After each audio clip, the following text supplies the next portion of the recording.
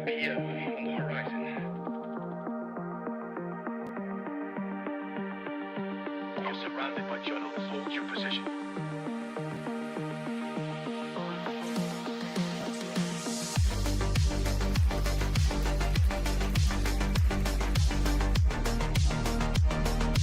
Overnight success. The Blazonator 3000.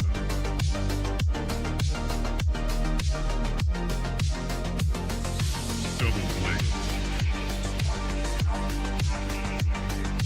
Right.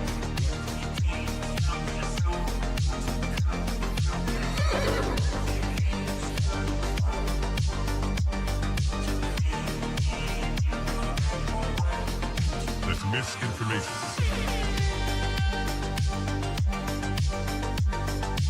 Marking clearing order inbound. That's just wrong. We are surrounded by journalists. Hold your position. Bump it up.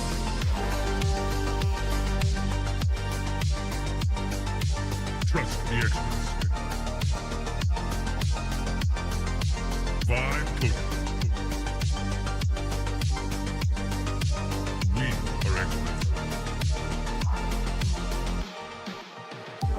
Founder mode. Vibe coding. I see multiple journalists on the horizon. Stand by. Experts. UAV online. Blaze. Double blaze. Triple blaze. Double kill. Vibe code.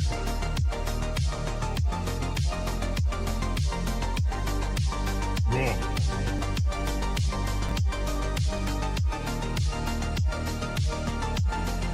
Pump it up. Blaze.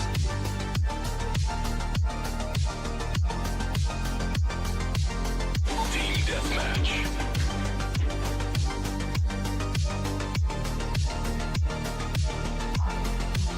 We are experts.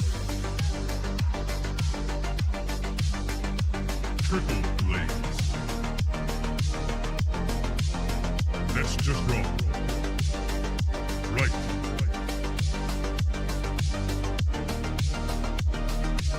Marking clearing order inbound.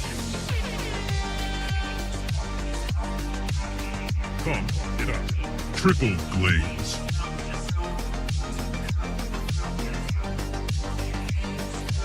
We are surrounded by journalists. Hold your position.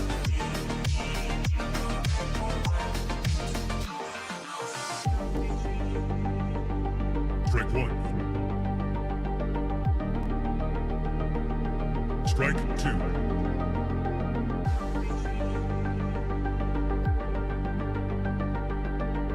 Activate Golden Retriever mode.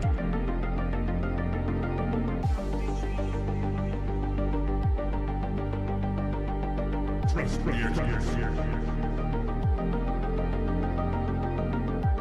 Marking clearing order inbound. Vibe coded.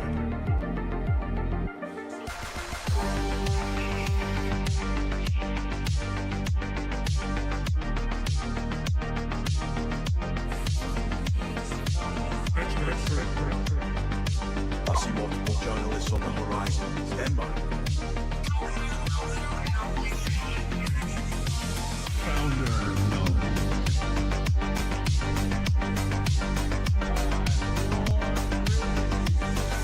You're watching TBPN. Today is Tuesday, March 31st, end of Q1 2026. Boy, We're they live go from the by quick. TBPN Ultradome, the temple of technology, the fortress of finance, the capital of capital. Let me tell you about ramp.com. Time is money. Save both. Easy to use corporate cards, bill pay, accounting, and a whole lot more, all in one place. Yeah! I got a new sound cue. I know. You were pulling for me. Dangerous. I got 3 now. Dangerous. I got 3 now. Watch out. I'm not going to go too crazy. I'm not going to overdo it. We've been there. We learned. We changed. We evolved. We became better as people. As did our Linear lineup. We have a banger show. Let's pull it up. Linear, we of course, got is the Alex system Pruden. for modern software development. 70% of enterprise workspaces on Linear are using agents. Alex Pruden, Yes. coming in from Project 11, going to be talking about Google's quantum news. The crypto quantum threatening crash. crypto. Say that 3 times fast. Crypto quantum crash. Then we have Kaser from Applied Intuition. Yes. Very Absolute excited dog. to catch up with him, an absolute dog. But then we have Sebastian Malabai, Yes.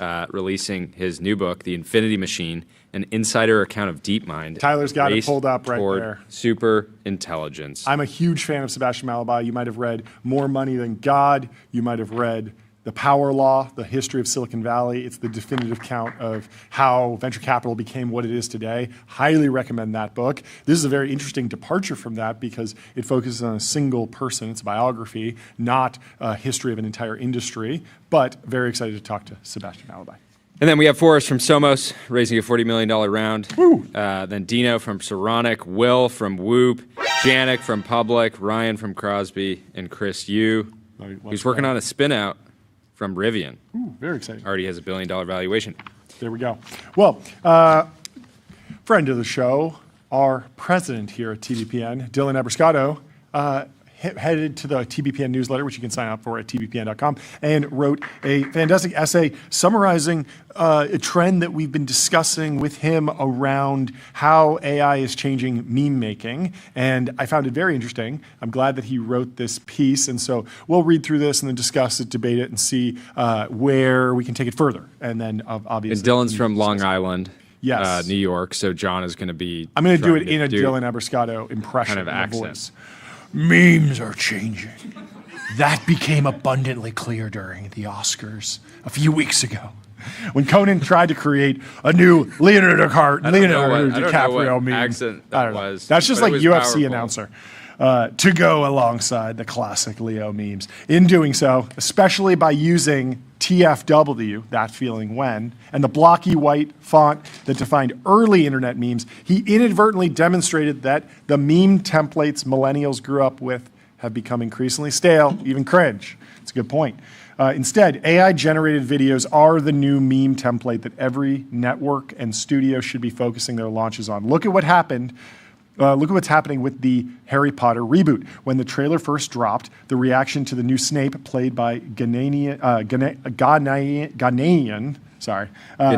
He's from Ghana. Ghanaian. English actor Papa Isdu was predictably and unfortunately negative. According to the LA Times, he received death threats since being cast in the new role. But after a few incredibly viral and well-produced AI videos, one, an original Snape versus Black Snape MMA match, and another AI-generated rap video, and another Drip Warts, the School of Drip, the narrative has started to shift. Have you seen any of these? I think I've seen Drip Warts, but can we pull up the original, the quote-unquote original Snape versus Black Snape MMA match, because I have not seen this one, and I think it is illustrative of what Dylan is talking about here. Snape v. Snape in the UFC ring. While we pull that up, let me tell you about Plaid. Plaid powers the apps you use to spend, save, borrow, and invest, securely connecting bank accounts to move money, fight fraud, and improve lending now with AI. And let me also tell you about Restream, one live stream, 30-plus destinations. If you want to multi-stream, go to Restream.com. So let's take a look at Snape v. Snape in the UFC ring. Any luck? Here we go. I just dropped it in. Cool. And we have a few others here. The videos have amassed tens of millions of views, and on Dylan's timeline at least, sentiment around both the character and the reboot has done a complete 180. Here we go. Really photorealistic. Are there any red flags here as a UFC enjoyer? Does this feel like a proper the UFC? Actual video quality is He's so insane. bulky. Yeah, the video quality is insane.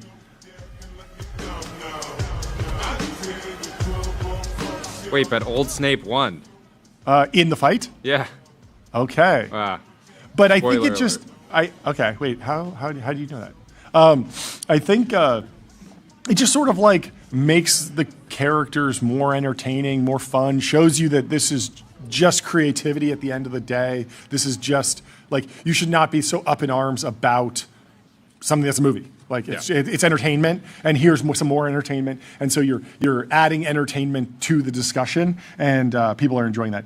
There's another AI-generated rap video about the new Snape, which we can pull up a little bit of here. AI meme videos are inherently viral and driving real awareness in a way traditional memes no longer can, not just because they're novel and more entertaining, but because a single AI clip can travel further and compound harder than traditional meme formats and social feeds that now heavily favor video. This suggests, yeah, that's interesting. On X, it's still very easy for an image to go viral, but if you think about, Instagram, YouTube, like a standalone image just can no longer actually get that escape velocity. What about Dripped Out Pope?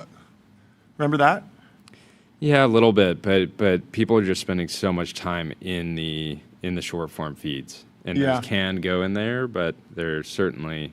Yeah, I guess even some of the dripped out Pope, or what was it? Was it Balenciaga Pope? I don't remember what the name was, but Dylan that Pope says, this suggests a new playbook for marketers, especially in entertainment. If you're about to drop a trailer for a new movie or show, you need to be thinking about your rage bait character, the one people will latch onto, remix with AI and build around. Conan tried to force a Leo meme down our throats at the Oscars. Didn't see that because I was sleeping. But this might have worked 12 years ago. That playbook is over. Today, enraged fans and communities will, if you're successful, take your characters or moments and turn them into something much bigger, entire cinematic universes. Yeah. So, I'm just very impressed by the overall quality of those outputs. The Oscar selfie, I remember this. This, I think, became the most liked image on Twitter at the time in 2014, briefly. That image, this is the canonical clout bomb. If you're a fan of Bradley Cooper, you like it. If you're a fan of Meryl Streep, you like it. If you're a fan of Brad Pitt, you like it. And so you're amplifying all of it. It's the ultimate collab post. And this has become a format that's been used time and time again. It's effective. We did a little bit of it at the Super Bowl. It's fun. It works. But now the future is AI. Let's pull up the Dripwort School of Drip video. I want to watch this one. Because I saw a clip of this. I didn't see the whole thing. Let's see if we can play this. That's Harry Potter. Are you really Harry Potter, my G? Shh. Type shit, type shit. Type shit, type shit. None of that, broski. We're all here on the Maybach Express for one reason and one reason only, and that's to go to Dripwart's, the School of Drip. The Maybach pulling the train is pretty good.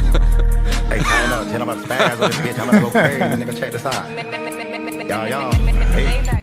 Run! And there's the new Snape character. So yes, very effective. I was reflecting on this and thinking about how it's not just AI videos that are unlocked as the new meme format. Like 20 years ago, video editing was extremely difficult. Like you had to do it on a desktop. You had to have a piece of software that probably cost a lot of money. It was not widely accessible. And so these image makers, image memes, I was talking to Brandon about this, like Good Guy Greg was one of these, or like the Insanity Wolf. And it would just be like a picture, one image of a duck, and the duck would be on sort of like a solid colored background. And that would be the template. And then somebody would put white text with black, like block text, impact font on the top and the bottom, and that was like the image meme. And that was accessible in the sense that it could be like generated in MS Paint. It was free to generate it, basically. Yeah. Then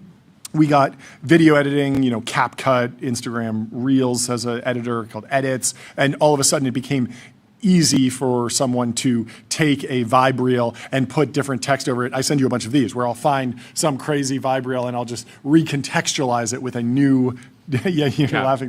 New caption, basically. And so the classic one is like those four jets in the new Top Gun, and it's like when you and the boys all drive somewhere in separate cars or something like that. As an example. But now you can generate full AI videos that can express the joke of the meme. And I think the next version of this is like software as a meme, SAAM, something like that. And we've been experimenting that with the simulators. There's TBPN. TBPN simulator, Jeremy Gaffon simulator. There are more simulators coming. And all of a sudden, the idea of building a video game, becoming a video game studio was like an impossible challenge. It would be months and months of time, maybe millions of dollars to get anything reasonable. So you had to be commercial about it. You could not do it as a comedy bit. But now you can, or it's getting closer. Certainly, our organization is set up to where we can turn Ben or Tyler loose for a few weeks and say, work on this vibe coding project for a few days, a few weeks. Like, it's okay. You don't have a lot of other responsibilities that are going to creep in. But increasingly, it's going to be more and more just like a few prompts on your phone to get the piece of software that is that meme. And you can think about the Jmail suite from Riley Walls as another software as a meme moment, where he's making a commentary on the Jeffrey Epstein saga and all of that, but he's instantiating the humor, the commentary in a piece of software that actually works. Although, of course, the feature set is a little bit boiled down from the full Google suite, but the UI is familiar and the UI is part of the joke. And so I think that's a little bit of where this goes. Well, let me tell you about Cognition. They're the makers of Devin, the AI software engineer. Crush your backlog with your personal AI engineering team. And let me tell you about Labelbox. Labelbox. RL environments, voice, robotics, evals, and expert human data. Labelbox is the data factory behind the world's leading AI teams. So there is a whole bunch of hack news going on.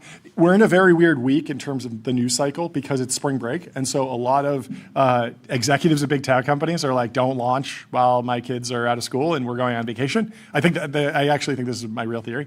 So we're in a little bit of a slow news week, and you can see that like the Journal is covering announcements that happened last week. They're talking about Sora. They're talking about Disney. They're talking about things that are more like reflective. In Stratechery, Ben Thompson has sort of a 50-year retrospective on Apple. It's not driven by a news item. Like, it's not like Apple launched a new product this week. So Ben Thompson is taking a step back and reflecting. It's a great piece, but it's not exactly news-driven because there isn't that much news coming from big tech companies, coming from the labs, et cetera. But there are a ton of crazy hacks, starting with Axios. There's an active supply chain attack on Axios, one of NPM's most depended on packages. So if you have been vibe coding, Axios is a package that helps with HTTP requests. So it gets sucked into all sorts of different projects. And if you upgrade it to the latest version, you basically got a virus with that. And if that's running in the cloud, it's building, and that's probably maybe bad because it could steal API keys or SSH keys. It could do a lot of things. It could wreak havoc on your system. Also, if you built this piece of software and you included the contaminated Axios installer or package locally, it could potentially weasel its way out of your local environment and get onto your desktop. It's a virus, so be careful out there.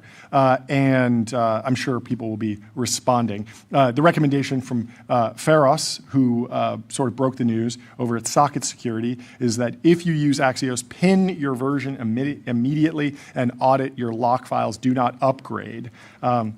Socket Analysis confirmed that this was malware. Plain Crypto.js is an obfuscated dropper loader that deobfuscates embedded payloads and operational strings at runtime, dynamically loads FS, OS, and exec sync to evade static analysis, executes decoded shell commands, stages and copies payload files into OS temp and Windows program data directories, deletes and renames artifacts post-execution to destroy forensic evidence. So, very risky. I would say, like, if you have installed this, you should just like freak out, basically.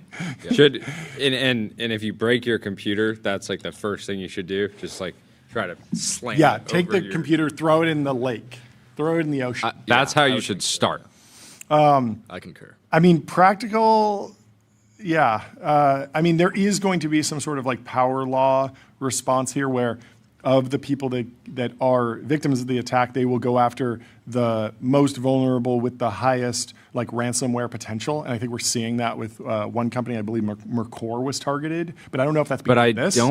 Was that, yeah, my understanding is that, the crazy thing is you have this like Claude code leak That was completely separate. Had nothing to do with Axios. Even though I do believe they use Axios in Claude Code. Okay. I saw something on that. Sure. And you have the Mercor leak, which is... well, it's not a leak, it's a ransom. It's a ransomware. Yeah, someone stole some data. Yeah, they stole a bunch of data, and now they're trying to, get bids on it. We'll get to that in a little bit. Okay. And then there's this Axios supply chain attack. Yeah. Anish had a little bit more context. He said a tiny piece of code called Axios runs inside almost every app on your phone and every website you visit. Developers download it 100 million times a week. A few hours ago, someone poisoned it with malware that hands an attacker full control of your computer. If you've never heard of Axios, that's normal. It does one boring but important job. It lets apps talk to the internet. When a website pulls up your feed or an online checkout processes your card, Axios is probably doing the work underneath. Over 173,000 other code packages plug into it. It's everywhere. The attacker stole a lead developer's login for NPM. Think of it as an app store, but for code that programmers use. Once inside, they swapped the developer's email to an autonomous Proton Mail account and uploaded the poisoned version by hand. That jumped past every security check the project normally runs before new code goes live. And this was not a rush job. The stackers staged the malware at least 18 hours before pulling the trigger. They built separate versions for Windows, Mac, and Linux. They poisoned both the current version and an older one within 39 minutes of each other, casting the widest net possible. Once the malware ran on a machine, it deleted itself to cover its tracks. The trick was smart. They never touched a single line of code inside Axios itself. Instead, they tucked in a fake add-on called Plain Crypto.js, built to pass as a well-known trusted library. It copied the real library's description and author info so nothing looked off at a glance. When a developer installed Axios, this fake package quietly ran the malware on its own. When a smaller package called UA-parser.js got hijacked back in 2021 with about 8 million weekly downloads, the security world treated it like a 4-alarm fire. Axios has 100 million, over 12x the exposure, with 173,000 packages depending on it. Socket, the security firm that flagged this, caught it in about 6 minutes. That's fast, but 6 minutes is still plenty of time for automated systems at companies everywhere to pull and install the bad version before anyone can react. If you or your team run Axios, freak TF out. No. Lock your version to 1.14.0. Change every password, API key, and access token on any machine that installed the compromised update. And check your network logs for connections to sfrclak.com or the IP address 142.11.206.73. Karpathy had some context if you want to go through this, Sean. I will, but first I'll tell everyone a very important message from CrowdStrike, which is super relevant today. Your business is AI, their business is securing it. CrowdStrike secures AI and stops breaches. And I'll also tell everyone about Cisco. Critical infrastructure for the AI era. Unlock seamless real-time experiences and new value with Cisco. So Andre Karpathy said, new supply chain attack, this time for NPM Axios. The most popular HTTP client library with 300 million weekly downloads. That's a lot. Scanning my system, Andre Karpathy says he found a use imported from Google Workspace /CLI from a few days ago when I was experimenting with Gmail GCal CLI. The installed version luckily resolved to the previous version, the unaffected 1.13.5, but the project dependency is not pinned, meaning that if he did this earlier today, the code would have resolved, everything would have updated, and he would have been pwned. It is possible to personally defend against these to some extent with local settings, e.g. release age constraints or containers or et cetera. But I think ultimately the defaults of package management projects, pip, npm, et cetera, have to change so that a single injection, usually luckily fairly temporary in nature due to security scanning, does not spread through users at random and at scale via unpinned dependencies. So very, very crazy, crazy story. Scott Wu said the Devon review caught the Axios supply chain attack for multiple Cognition customers before the attack was publicly known. These attacks will be 10x more frequent in the age of AI. It is critical that repo maintainers start using AI for defense as well, showing one example below where Devon review caught the attack within an hour of its release, text minorly edited for anonymization. So I was debating this with Tyler earlier. The question is like, how does this update diffusion of coding agents, diffusion of vibe coding? Is this? I was sort of saying, is this bullish for Cursor, Windsurf, code readers? Because you would see an organization that said, hey, we were having a great time vibe coding, but going forward, we have a standard in this organization that we're going to have more humans in the loop. Does this make people be more inclined to put humans deeper into the situation? Tyler's counterpoint, I'll let you explain how you were saying that maybe this is actually bullish for just more token generation, more code gen. Yeah, I mean, clearly, like, there just needs to be more code review, right? Okay. The package was still seen within 7 minutes by an automated system, right? That's true. So, like, yeah, I think people will just, there's going to be much more of an emphasis, like, okay, use coding agent to write the code. You also use a coding agent to review the code every time. Like right now, that's kind of a thing you do maybe later. If you're in a big team, you have code review, but if you're just doing it solo, maybe you don't do as much code review, right? Yeah. But so it just becomes more embedded within the agents, right? You talk to Codex, you talk to Cloud Code. Yeah. There's already like every single... I just think it's bullish overall for cybersecurity. Like I think every cybersecurity company will probably do well. People are on edge already. Yep. And even though this type of attack has happened for years, long before like the popularity of vibe coding, it just feels like there's a bunch of new solutions that are needed. The kind of incumbent cybersecurity players will do well. They're going to release a lot of new products. I think the question that I have is like, why 7 minutes, right? Like, if why not check it before it's merged in the first place? Yeah, or just like, these are machines, so theoretically they can be constantly monitoring versus like. Yeah, I don't know, and the question is, we're going to be digging into this story more over the next few days, but I'm interested to know, like, it's found in 7 minutes. When is it actually rolled back? If you look at 300 million weekly downloads, like clearly there are people that were downloading it at that moment in time. At all 7 of those minutes, there's probably like thousands of downloads, if not, tens of thousands. Just doing like a rough ballpark on what 7 minutes means over a week of 300 million per week. But the question is, like, how quickly was it rolled back? So is it only if you're in that 7 minutes, or was it was discovered in 7 minutes and then it took them another 20 minutes to roll it back and stop serving the contaminated package? Understanding the scope of this, because it's very clear that, as Andrej Karpathy explained, like he was actively using it every single day and yet was not caught in that 7 minute window. And so he was clean.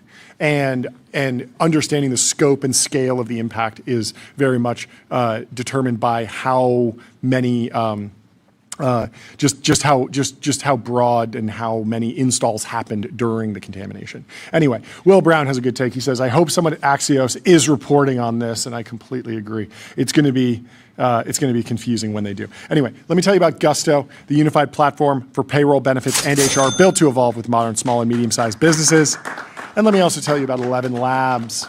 Build intelligent real-time conversational agents. Reimagine human technology interaction with 11 Labs. So, moving on. More hacks. Last night. More leaks. What's going on? Last night, Claude code, source code was leaked via map file in the NPM registry. There's just a link to... Wait, someone's just actually... Do not click a link. If somebody ever says, hey, I got some really great source code here, just click this link. Probably don't click it. Let other people screenshot it. There's plenty of meta-analysis over here. Seems messy, seems unfortunate. Heart goes out to the folks who are dealing with the situation. At the same time, Codex is open source. It's not the end of the world, but it did reveal a bunch of things about the roadmap and also some of the internal April Fools. That is the worst part. We love a secret surprise April Fool's joke. I love a good joke, and nothing spoils a joke like hearing about it a day early. But much more importantly, there are lots of other critiques of the way Claude Code is implemented. What are the bad words? I don't think this hurts their business at all. No, because people are using Claude Code to make other products. Yeah, and then also having to take basically a fork of Claude Code, maintain that, try to be shipping features against it, which is again, I think it's not seems to not be legal at all to just fork the code base just because it's out there. Oh yeah, you can't just so people like, are steal converting this it. if you're a People business. are converting it into other languages, Yes. and maybe there's some argument there, Yeah. but still, It's I don't more think like this you can hurts just their read the business at all. architecture, But understand some of the secrets, what's special. But at the end of the day, all of these tools, especially something like Claude Code that's so new, like it's more of like the process. And it's you more see- bad for the overall brand of vibe coding. Totally. Yeah, it's rough. And because the you know the irony here is that every time Anthropic has released any feature related to cybersecurity, all the big cyber companies have been selling off, you know, tens of billions of dollars. Yeah. The question of like, does so- this build trust in like using vibe Yeah. code? So to overall, secure it? it hurts some trust, but again, you know, very obviously going to get through this. Yeah, so the how it started, how it's going is, of course, landing like a ton of bricks.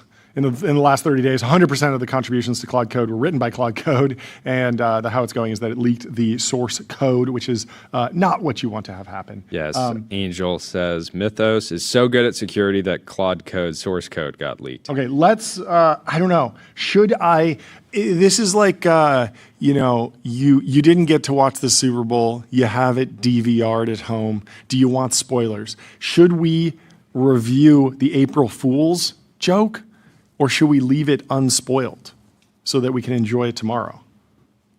What do you think? I mean, it's cool. It's very cool. You've already read it? I read through it, but it's not to my.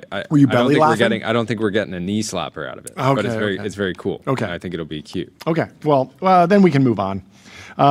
What else did we learn? Tukey summed it up here. Do you understand what just happened at Anthropic? Someone on their team ran a production build of Claude Code. The compiler generated a .map file, which is literally a blueprint that reverses the entire code base back to its original source, and then they published it straight to NPM for the whole world to download. And it really does show you how fast the NPM downloads, like, there are people that are downloading it every single minute, and so even if it's only up there for a minute, someone's going to get it. And then all they need to do is send it to somebody, zip it, and post a link on X, and it goes viral. It's like locking every door in your house, installing cameras, hiring armed guards, then accidentally uploading your floor plans to Google Maps. Does that matter? No, that's a bad analogy. I don't like that analogy because floor plans are not why I lock every door in my house, I install cameras, I hire armed guards. Aren't Like, floor plans public on like Zillow? oftentimes. They're not I would say always, we can you probably skip keep them over on. this, John. If you scroll down, this account just kind of posts like the same format every single time, so we can skip this. Let's go If over to there's a Lisan. red alert emoji, you got Let's my go, attention. Let's go over to Lisan Algay. Yes. A few takeaways from the Claude Code leak. Anthropic is actively using Mythos for development. Okay. They are already at Capybara V8. We learned last week that capybaras are Extremely huge, deadly. but can be deadly in the right context. Capybara still has issues. Foreshadowing is overcommitting crazy. false claims. The foreshadowing is crazy. We were talking about how the Faustian bargain that is getting a capybara as a pet seems so cute, but it can bite you. And it seems like that might be what happened. Capybaras has 1 million token context window and fast mode. Cool. Numbat is and- another interesting code name tagged with @model launch. Remove this section when we launch Numbat. Fennec seems to be the Fennec fox. Fennec fox is very cute, but also not a domesticated animal. How about we get some golden retriever code names? How about big fluffy poodle? That's a good code name for your animal themed AI model. Anyway, let me tell you about Console. Console builds AI agents that automate 70% of IT, HR, and finance support, giving employees instant resolution for access requests and password resets. And let me also tell you about Lambda. Lambda is the superintelligence cloud, building AI supercomputers for training and inference that scale from 1 GPU to hundreds of thousands.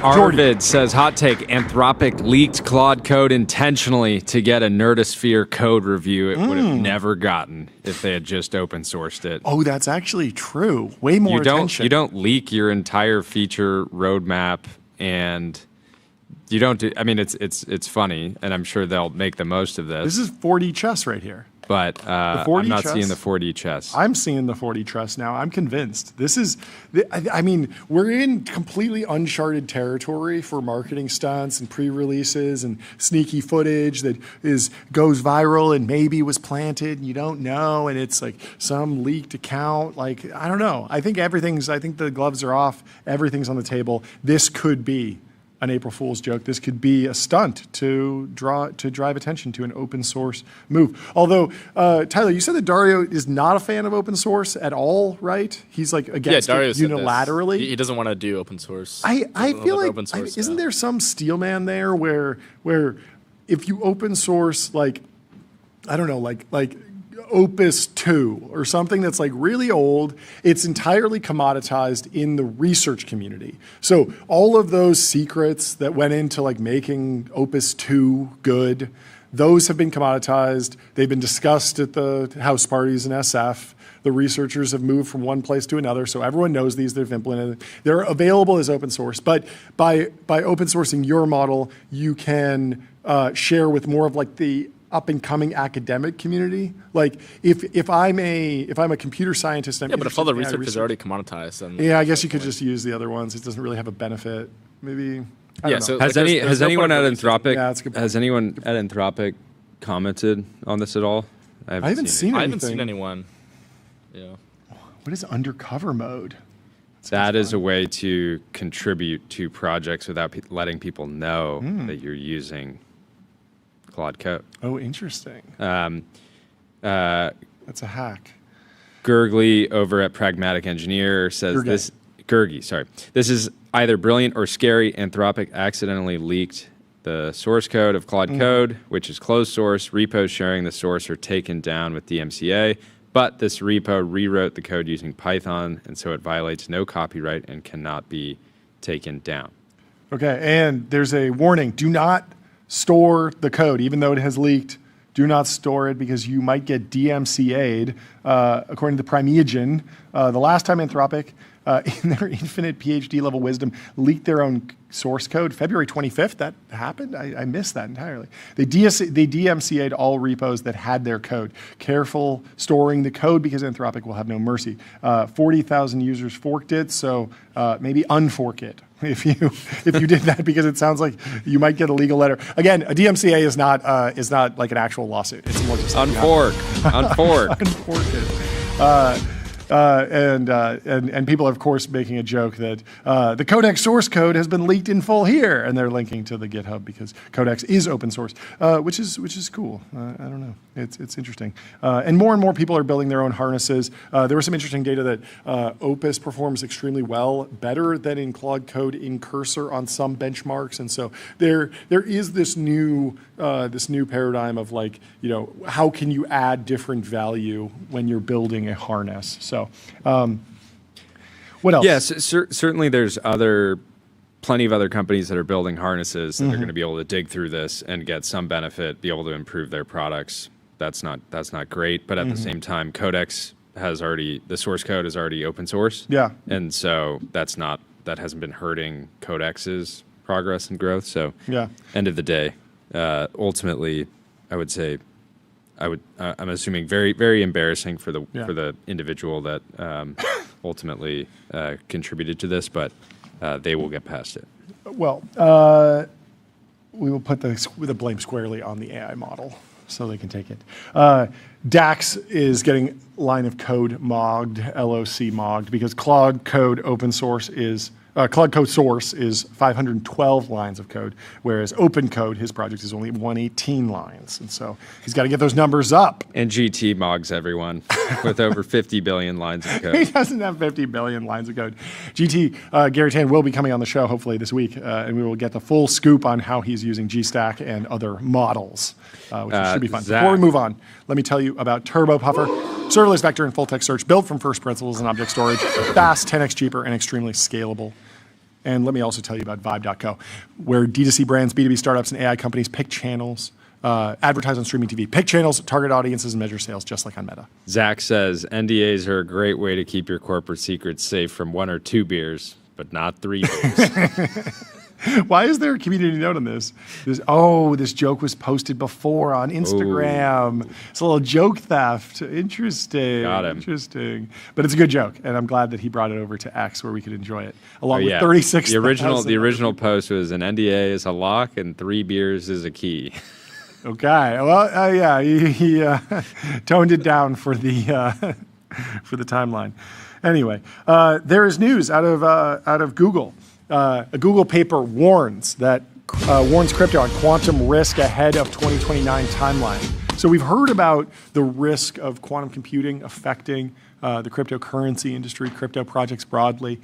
There is some new research out of Google that provides some more perspective. So Google researchers have warned that future quantum computers may be able to break some of the cryptography protecting Bitcoin and other digital assets with fewer resources than previously thought, adding urgency to the debate over how the industry should prepare. The researchers did not indicate such a machine exists today, but said new work suggests the computing power needed to carry out that kind of attack may be lower than earlier estimates had suggested. In a Google research blog post, this is from Bloomberg, the researchers said that a future quantum computer could break elliptic curve cryptography, a form of public key encryption used across much of the market. Their latest estimate points to a 20-fold reduction in the quantum computing hardware needed to break what's known as ECDLP 256, a mathematical problem that helps secure crypto wallets and transactions. That does not mean Bitcoin and Ethereum are suddenly exposed, but the researchers in a white paper dated Monday said the clearest defense is a shift towards post-quantum cryptography, or PQC. I'm sure this will be a hot topic over the next few months. A newer form of security designed to withstand attacks from powerful machines. They also urge the crypto industry to cut avoidable risks in the meantime. We urge all vulnerable cryptocurrency communities to join the migration to PQC without delay. Google cast the paper as a warning meant to give the industry time to act, not as a prediction of imminent collapse. Last week, the tech giant introduced a timeline to fully migrate its own security systems to post-quantum cryptography by 2029. Fears around quantum computing as a realistic threat to crypto have swirled for years. In January, Coinbase established an independent advisory board to study what quantum computing could mean for the blockchain.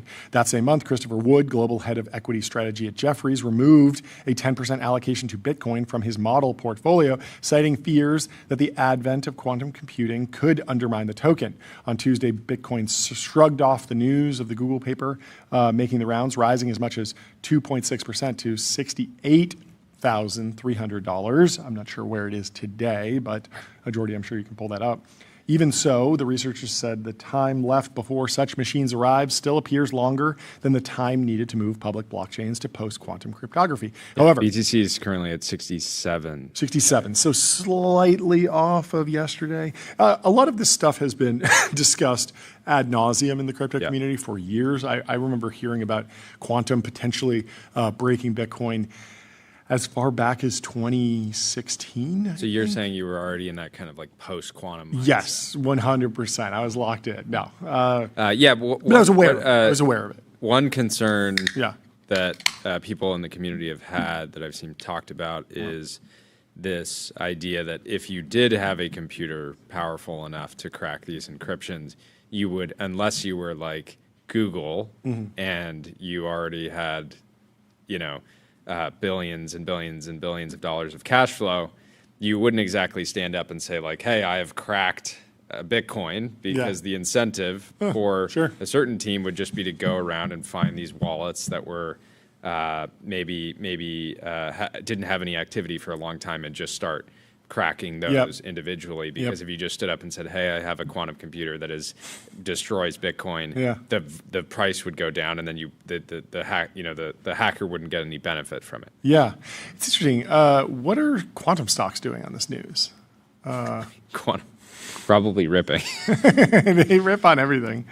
Quantum, is that one of them?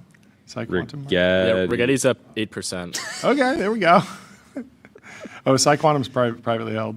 There's another one, D-Wave, right? D-Wave, are they public? Yeah, they're up 10% today, but they're down 12% over the past 5 days, and 25% over the last month, and 42% over the last 6 months. But they're up 88% over the past year. Let's go. D-Wave is a $5 billion company. Yeah, there's apparently a bull market in Nick on our team's email inbox. Oh, yeah? Quantum companies. Really? That Right want now? to come on and talk about. Well, we do have news. someone coming on, right? We have Alex Pruden from Project 11 coming on to break it down for us at noon. So Nick Carter was talking about this. He said, many are wondering what Google saw that caused them to revise their post-quantum cryptography transition deadline to 2029 this week. It was this, and it's from research.google, which we will go through. Max, the VC, says, Google's basically saying, we've cut the quantum resources needed to break Bitcoin's encryption by 20x. We can now break it. We can prove it. We're just not going to tell you how. We've slowed down research to give crypto a chance. You have until 2029 to figure out a solution. Good luck. Elon chimed in and said, on the plus side, if you forgot your password, the password to your wallet, it will be accessible in the future. Also to everyone else. Yeah. Yeah, I don't know. I mean, how do property rights, if somebody does have a quantum computer and they crack your Bitcoin wallet that you forgot the password to, but you can prove that you owned, and then they get busted for stealing your Bitcoin, you could potentially get it back. Do you ever really own code? I don't know. Nick also said, and the craziest thing is that the Google Quantum AI paper is maybe not even the most concerning quantum paper released today from Project 11, who's coming on. Shor's algorithm is possible with as few as 10,000 reconfigurable atomic qubits. So this will be interesting to dig into further. Within minutes, with the 500,000 physical qubits, Google is now more confident on a 2029 post-quantum transition. Well, speaking of Google, let me tell you about Gemini 3.1 Pro. With a more capable baseline, it's great for super complex tasks like visualizing difficult concepts, synthesizing data into a single view, or bringing creative projects to life. And let me also tell you about Graphite. Code review for the age of AI, more important than ever. Graphite helps teams on GitHub ship higher quality software faster. So, there's a lot of news about this quantum story. Nick said, good morning. Now is not the time to panic. The time to panic is if Bitcoin devs read these two papers and double down on their chosen solution of hoping it goes away. Then panic. It's ridiculous. Dan Shipper says, the first thing I've seen that could make Bitcoin go to zero or allow competitive coins to catch up. So other coins clearly have at least like a very clear like marketing story to tell if they are like the quantum proof or the first to be quantum proof or the most seriously regarded in the quantum proofing race will be interesting. Ariana Simpson chimed in and said, except all or most other coins have this problem too. But that is the opportunity that someone can maybe change something. So the chance that NASA lands on the moon, we were tracking this yesterday. The missions are starting to happen before 2028 on Kalshi is now at 14%. Before 2027 is at 4.7%. So they are racing. Of course, this Artemis 2 mission is not boots on the ground on the moon. It is rocketing around the moon. We'll have more about this tomorrow. They're just going to check it out. They're going to be gone for 10 days. They're going to be in space for 10 days. And will be very interesting. Brendan Grell was doing some deep dives on the technology, the streaming technology, what we really care about here, that will be on board. Something like 20 cameras, 4K live streams, laser beams to make sure it's low latency. Super chats. Should be a lot of fun. Super chats would be good. We got to get a chat going. I'm sure there might actually be, because they usually stream on YouTube, and so I wouldn't be surprised if there is. And is it going to be a 24/7? Like perpetual stream that's always on? Yes. Even when the astronauts are taking a sleep? Yeah. Taking a little nap? Yeah. Okay. Yeah. Okay. Yeah, it's going to be funny. There's so many, all the conspiracy theorists are going to be sitting there watching it very closely and then pausing. And then there was a glitch. Did you see that glitch? That was VFX. That was AI. No. This is my mark. I will believe that it's real if I see an astronaut put 3 fingers in front of their face. Yep. Because this is the one thing that the AI can't do right now. If you're ever on a Zoom call with someone who you suspect of being fake, a scammer, who said, hey, let's get on Zoom, let's talk about some financial investment opportunity, and it looks like someone you think is the person, but you suspect that it might not be. And they will be able to show you, look at the fingers. The fingers are perfect. It's fine. It's fine. That's because this part is not AI. Just the face is AI. This is the deepfake stuff that's happening. So what you have to do is you have to ask them to hold up 3 fingers. They'll be like, yeah, 3 fingers. This is fine, right? I satisfy the task. You got to say, no, put the 3 fingers in front of your face, because if you put the 3 fingers in front of your face, the AI gets confused and it breaks the deepfake that's happening underneath. So you gotta go like this. Show some depth of field. Good. You have 3 fingers in front of the face. This is the trick. This is the only way you'll survive in the future. Be careful out there. Mercor had a breach. This is crazy. The design language for the hacker is very hacker coded. The hackers that are putting out a bounty created like an image that looks very aesthetic to me. The design of this, I didn't realize hackers did stuff like this. This is very interesting. But it's like you think about the hackers. They're kind of like cosplaying as hackers. They are, but they have. They've like adopted like the green text in the black terminal. It's like they're living it's like life imitates art, that type of thing. Anyway, it seems like a very rough leak, very unclear what's actually happening. There's a whole bunch of different questions in here. There's a database of candidate profiles, source code, video, all sorts of stuff, tail-scale VPN data. Unclear how much of this is real. They could be faking it. I don't know where the comments are, but the risk is that if there is some sort of Equifax-style payout, that could be extremely costly, because if they have millions of people in their database and they've got to pay everyone $400, like Equifax did, because they have sensitive information, that could be very, very expensive. Well, we have had the Mercor folks on the show many times and are hoping that they get through this smoothly, and everyone's absolutely brutal. I mean, it sucks. Secure. It sucks first and foremost for all the individuals whose PII is now potentially floating out there. Totally.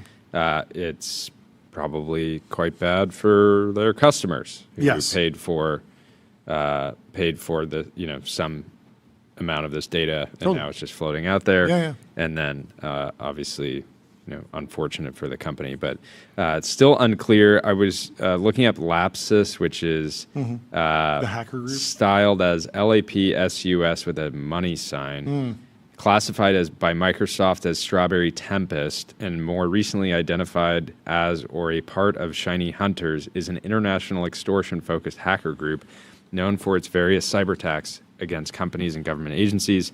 The group was active in several countries and has had its members arrested in Brazil and the UK in 2022. Wow. According to City of London Police, at least 2 of the members were teenagers. Lapsus uses a variety of attack vectors, including social engineering, MFA, fatigue, SIM swapping, and targeting suppliers. Once the group has gained the credentials to a privileged employee within the target organization, the group then attempts to obtain sensitive data through a variety of means, including using remote desktop tools. Attempts at extortion follow. Initially, the messaging app Telegram has been used for communications to the public, including recruitment and posting sensitive data from their victims. The first major cyber attack attributed to Lapsus was against the Brazilian Health Ministry's computer systems in 2021. Lapsus gained notoriety for a series of cyber attacks against large tech companies, including Microsoft, NVIDIA, and Samsung. Following these attacks, City of London Police announced that it had made 7 arrests in connection to a police investigation into Lapsus. Although the group had been considered inactive by April 2022, it is believed to have reemerged in September 2022 with a series of data breaches against various large companies through a similar attack vector, including Uber and Rockstar Games, with subsequent arrests again by City of London Police and Brazilian police. The group appears to have become inactive after September 2022, with members perhaps dispersing to other groups and the conviction of 2 British members. It's also interesting because they don't enforce like brand intellectual property around hacker collectives, and so anyone can pick up the brand and use that, whether or not they're in the organization. It seems very fluid, but good luck to everyone who's working on the response, and hopefully a good resolution that is resulting quickly. Let's move on to some good news. We will be having Sebastian Malaby join the show at 12:30 today. But Colossus Magazine published an exclusive chapter from the book, which Tyler has there, the biography of Demis Hassabis from Google DeepMind. And he secretly built a hedge fund inside of DeepMind trying to beat Jim Simons. Google shut it down. So there's this interesting screenshot that Colossus shared. Hassabis, for his part, assembled a secretive hedge fund operation within DeepMind. He recruited a team of 20 researchers to train high-frequency trading algorithms and explored a collaboration with the Wall Street behemoth BlackRock. It was not a project of which Google approved, but Hassabis, a five-time World Games champion at the International Mind Sports Olympiad, hoped he'd found another game that he could win. One day, I asked about the story of this trading project. I was told that Hassabis wanted to beat Jim Simons, the mathematician who founded the wildly successful algorithmic hedge fund Renaissance Technologies. Rentech operated in secret, which Demis loved, my acquaintance explained to me. Did the secret DeepMind trading team make money, I wondered? No, came the answer. Because of Google's wariness, it was quietly disbanded. I heard about something, maybe it wasn't this DeepMind team, but Gabe says, but did they rip SIGs? Oh, yeah. That could have been the missing ingredient. Jim Simons, he They also had everything never wears except- socks and always speeds and just pays the tickets because his like risk-adjusted value in terms of his opportunity cost is that he should never drive the speed limit, which is sort of a wild move. True wild man. I heard about the potential of a Google hedge fund years ago. I don't know if it was related to DeepMind though, but just the amount of cash they have on the balance sheet, like they need a trading desk basically to move that money around. Even if they're just buying treasuries, they need strategy, Forex. There's so many different operations. And there was a pitch I heard about years ago that they were thinking about, like, should we be more active? We have a lot of information. We have a bunch of great engineers. We could build a hedge fund here. But they decided that it was not compatible with like the don't be evil philosophy. It was not core to the mission, and that they, at some point there is risk associated with active trading, and so you could potentially blow up. There are certainly plenty of examples of hedge funds that had fantastic teams but could not stick the landing and wound up zeroed. Sophie says Google shutting down a DeepMind hedge fund quit right before they were about to strike diamonds. Big. It really is this meme. They probably would have printed. Although it's not like the high-frequency trading firms are not using AI or not using. I mean, Jane Street invested in a custom server company or custom silicon company, something along those lines, specifically for high-frequency trading. So they have a lot of AI researchers there, and you see this with a lot of the labs saying, "Hey, does anyone from the high-frequency trading industry or quant finance want to come work over here? We can maybe start matching your salary, maybe give you a more interesting project that you can actually talk about and people will be potentially excited about." I don't know. Anyway. Bone GPT, the rapper Eater, shared, "I don't want this part of my brain to grow," which is a quote from this. So in the weeks after the presentation, the two sides finally converged on a fleshed-out version of the Pichai plan. Suleiman would lead DeepMind's applied side from within Google, while Hassabis would run research as an independent global interest company.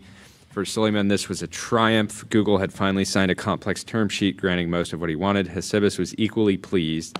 The plan guaranteed him an astronomical $15 billion in Google funding to sustain AGI research over the next decade, and it would put an end to the meetings on corporate structure, which he found screamingly boring. After 2 years of negotiations, he had hit his limits. "I don't want this part of my brain to grow," he often said when asked to get his mind around another legal document. That's hilarious. That's a great saying. I don't want this part of my brain to grow. It's so funny that you're going through 2 years of negotiation, and they're like, "Okay, you're gonna have so much funding to build AGI, $15 billion." You're like, "Oh, so like a seed round for like a Neo lab, like great." Like, oh, so like one data center from a Neo cloud or something. Like it's like the numbers have gotten so big that 15 billion does not feel like anywhere near enough at this point. Anyway. Colossus, hit me, John. Let me tell you about Railway. Railway is the all-in-one intelligent cloud provider. Use your favorite agents to deploy web apps, servers, databases, and more, while Railway automatically takes care of scaling, monitoring, and security. Tell me about the Elon, Colossus shares, Elon has spent a decade trying to control an AI lab. He tried to absorb DeepMind into Tesla in 2014, then OpenAI in 2018. When that failed, an intern spoke up. It did not end Okay, well. let's read through this. He also tried to control XAI to some degree. Well, doesn't he control it? Well, he controls it, but at what cost? Right?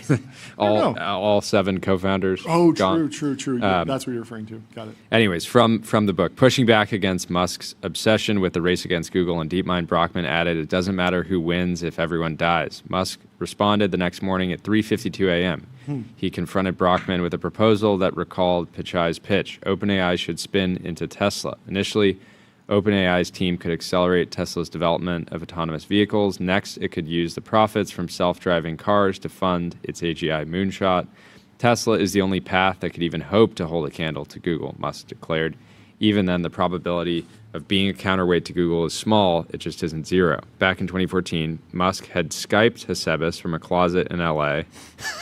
What a funny answer. Proposing that Tesla or SpaceX should absorb DeepMind. Almost exactly 4 years later, the new version of this proposal played into Altman's hands. It proved Musk's power hunger. With little difficulty, Altman now persuaded Brockman and Sutskever to take his side. Together, the three told Musk that OpenAI would not attach itself to Tesla. At an all-hands meeting on the top floor of a converted truck factory that housed OpenAI, Musk announced to the employees that he was quitting the lab, scornfully adding that... I need Raptors. I need a new Ford Raptor, potentially every day. We got to put this lab above inside a of a truck factory. This is amazing. Scornfully adding that OpenAI would have to sprint faster to stay relevant. Yep.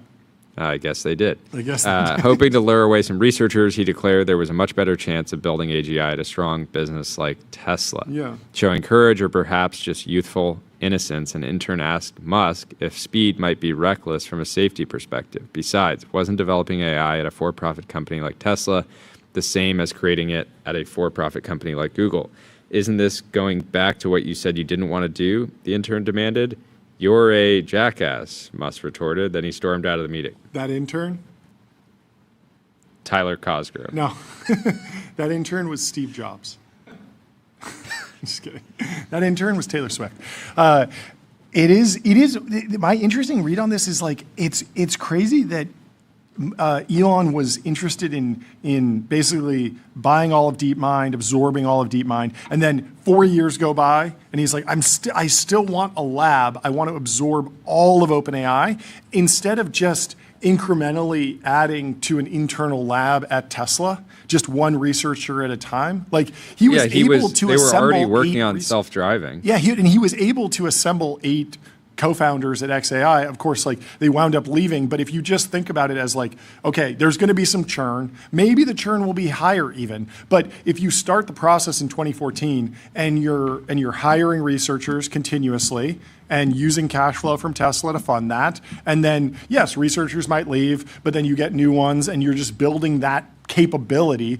It's like the supercharger network or, Starlink. Like you have to build a team and you have to continually add. But instead, Elon's been in this world where it's always like all or nothing, which is a very odd strategy to me, instead of just like home growing it. I don't know. It is just like an interesting, it's an interesting strategy, I suppose. Let me tell you about the New York Stock Exchange. Want to change the world, raise capital at the New York Stock Exchange. And let me also tell you about Figma. Agents, meet the canvas. Your AI agents now create and modify your Figma files with design system context in beta starting today. And without further ado, we have our next guest in the Restream waiting room. Let's bring in Alex from Project 11 to the TBPN show. Alex, how are you doing? I'm doing great. It's great to be here, guys. Is it over or are we back? What's going on? How bad is it? Tell it to me. Give it to me straight. How long do I have? Well, according to Google, you have until 2029. Okay, that's like forever.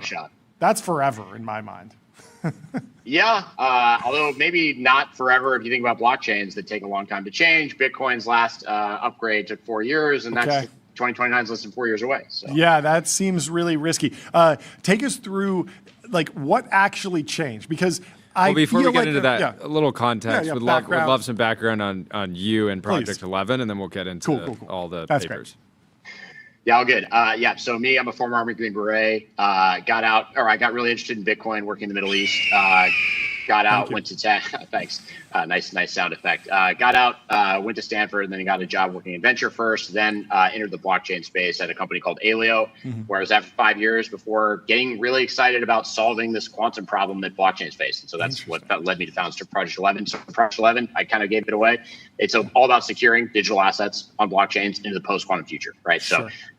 So the way I like to frame it is what quantum computers threaten is the underlying foundation of cryptography that all blockchains are built on, right? So it's that level that we have to fix. And then ultimately everything on top of that, as you guys know from tech, like there's all kinds of dependencies at each layer of the stack, and we have to rebuild the whole stack. And that's what Project 11 is all about. Just to put it into perspective, when did you found Project 11? You said it was 5 years. You spent 5 years at the last company. When did you actually get started on this? October 2024. So just over, I guess, almost a year and a half ago. And what was the general dialogue around quantum and the risk to crypto at that time? That it wasn't real. That quantum computers were always going to be 20 years away. That that no one had to pay attention. There were bigger things to worry about. Honestly, I feel like that's slowly changed, and I think today's not just so. There's a paper from Google. There's another paper out of Caltech. Both dropped on the same day. Both effectively lowered the bar massively that a quantum computer had to clear to be considered cryptographically relevant to threaten Bitcoin. Right. So that was the breakthrough, and I think this is a watershed moment where really at this point, when Google, the head of the Ethereum Foundation, and a Stanford cryptography professor all pound the table and say we cannot wait to migrate anymore, then people are going to start paying attention. Okay. What actually changed? Because it doesn't seem like the number of logical qubits or physical qubits, like that seems to be growing exponentially. But even when you trace out the curve, you're 5-10 years away from what we thought we needed. So is this a new algorithm, a new stack of code, or is it new math? Like, what changed that we got this 20x increase in efficiency in terms of cryptography breaking via quantum computers?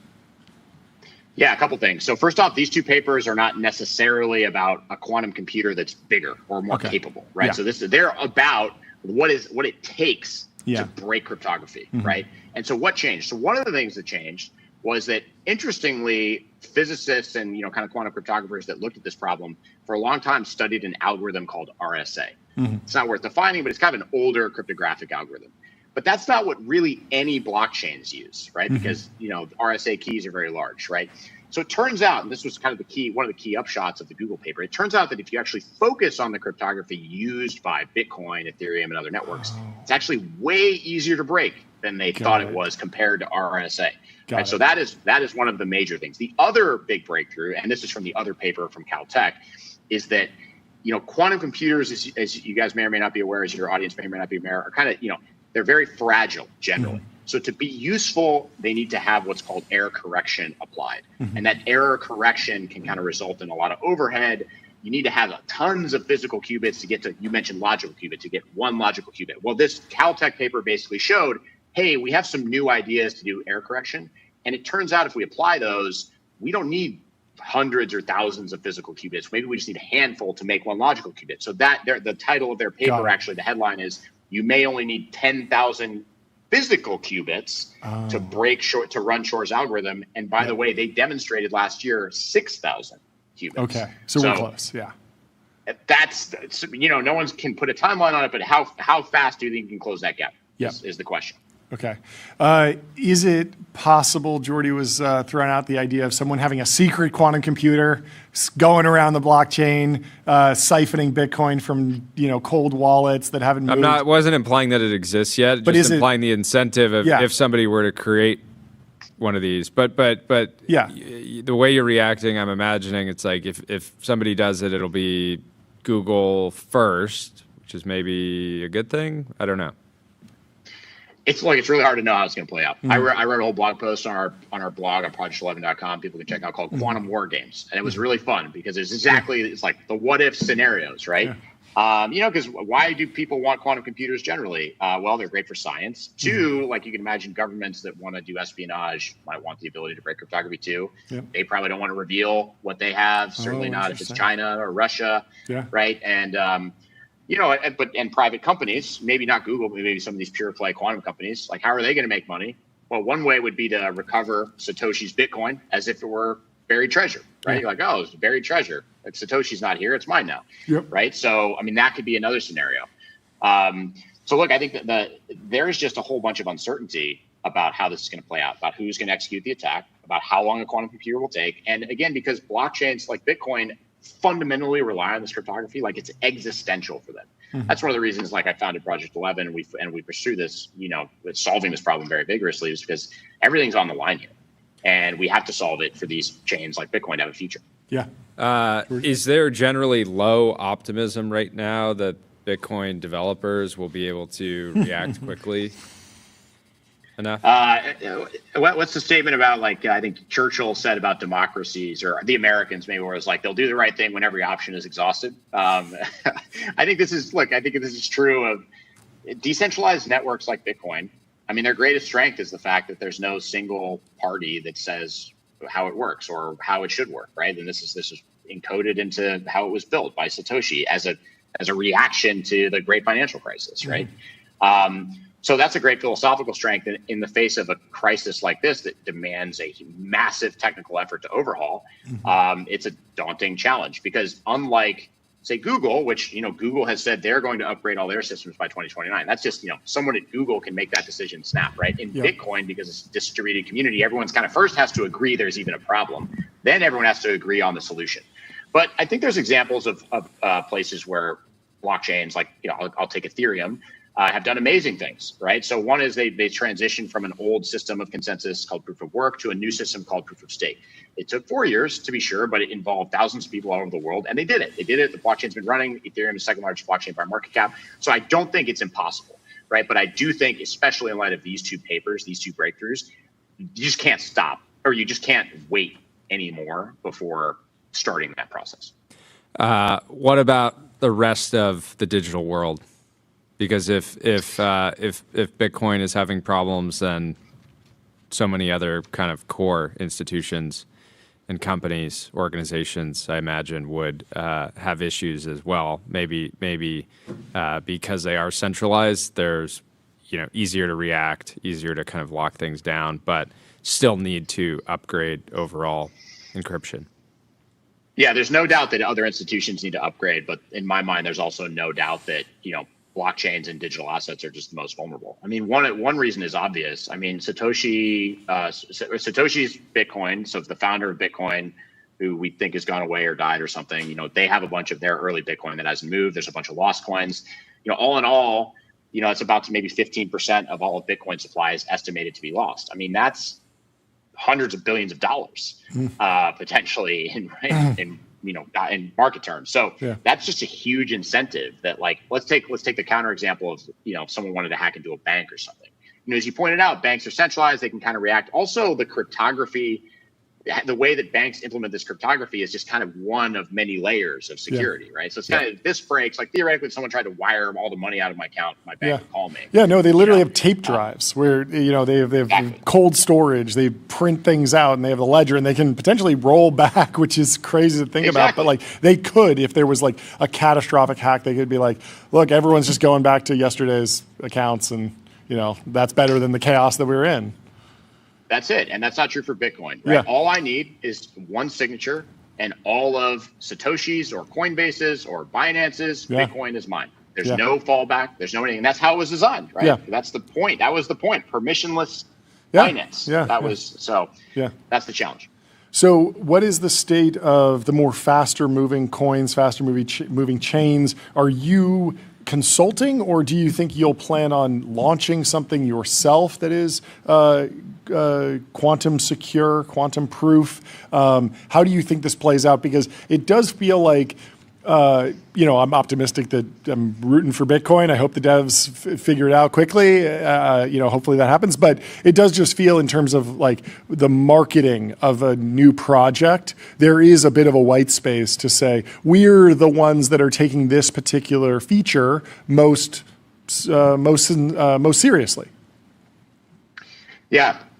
Look, I mean, I think it's kind of hard to know how things are going to play out, but the white space that we're occupying is we want to be the bridge for digital assets to the post-quantum future, right?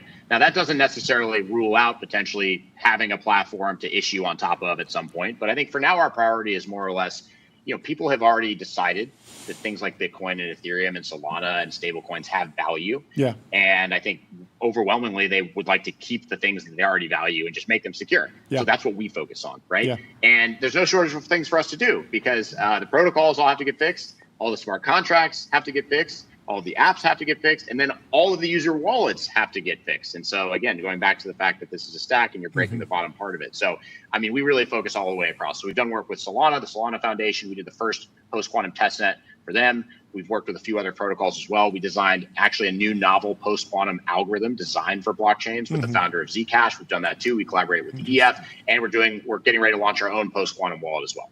Yeah. Talk about the information flow. How much of the work that you do, the work that will be done by the Bitcoin Foundation, the Ethereum Foundation, all the different developers, how much of that is open source by default or licensable or just can be understood by other parties and implemented very quickly? Like, how should we expect diffusion once this problem is solved to actually roll out? Will it just be like, oh yeah, like we're just following the Solana standard, and so we're just going to mirror that over onto, whatever chain we're working on? Yeah, I think there will be diffusion. I think there will be, sort of consensus, if you will, around a certain subset of post-quantum algorithms. But I don't think it's just, one and done, because Solana is a very different system than Bitcoin, right? Yeah. Bitcoin's digital gold. It's sort of meant to be slow, and there's no apps on it. Solana's meant to be fast, right? Yep. And so the cryptography that works for Bitcoin might not be this cryptography that works for Solana. And this is actually, was kind of the results of some of the experiments we ran with Solana. And look, this is one of the challenges, right? And this is, again, why we keep saying this is like time to start is now, because we don't know how long it's going to take to migrate, because these new algorithms, there's trade-offs that come with them. And by the way, even if you choose to implement one, you need to test it and you make sure it's secure, all this stuff. So have you tried to quantify or estimate what the quantum discount rate is on Bitcoin right now? Because it's an interesting thing where, like, if you own a lot of Bitcoin, there's a bunch of people on the timeline today talking about this. They don't have an incentive to like really freak out and spread the narrative, but they have some incentive to say like, hey, we need to have a conversation. We need to make progress on this. But do you think that's factoring into price at all?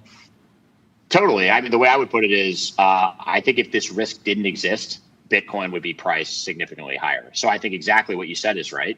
You're like, oh, I'm not going to sell my Bitcoin because, it's maybe not right around the corner, and I'm hoping people fix it. But I also think there's people that would maybe enter, and they're like, and Chamath has said this exact thing. He's like, hey, is this really digital gold? Can we, with this quantum threat hanging over everyone's head? So I think if that threat was removed, then, you remove this cloud over that ecosystem, and potentially, you'd have a lot more people coming in, and therefore price would be up. Yeah, and it's easy to imagine as you approach that 2029 mark, more selling pressure, more concerns if meaningful progress isn't made in the next 2 years.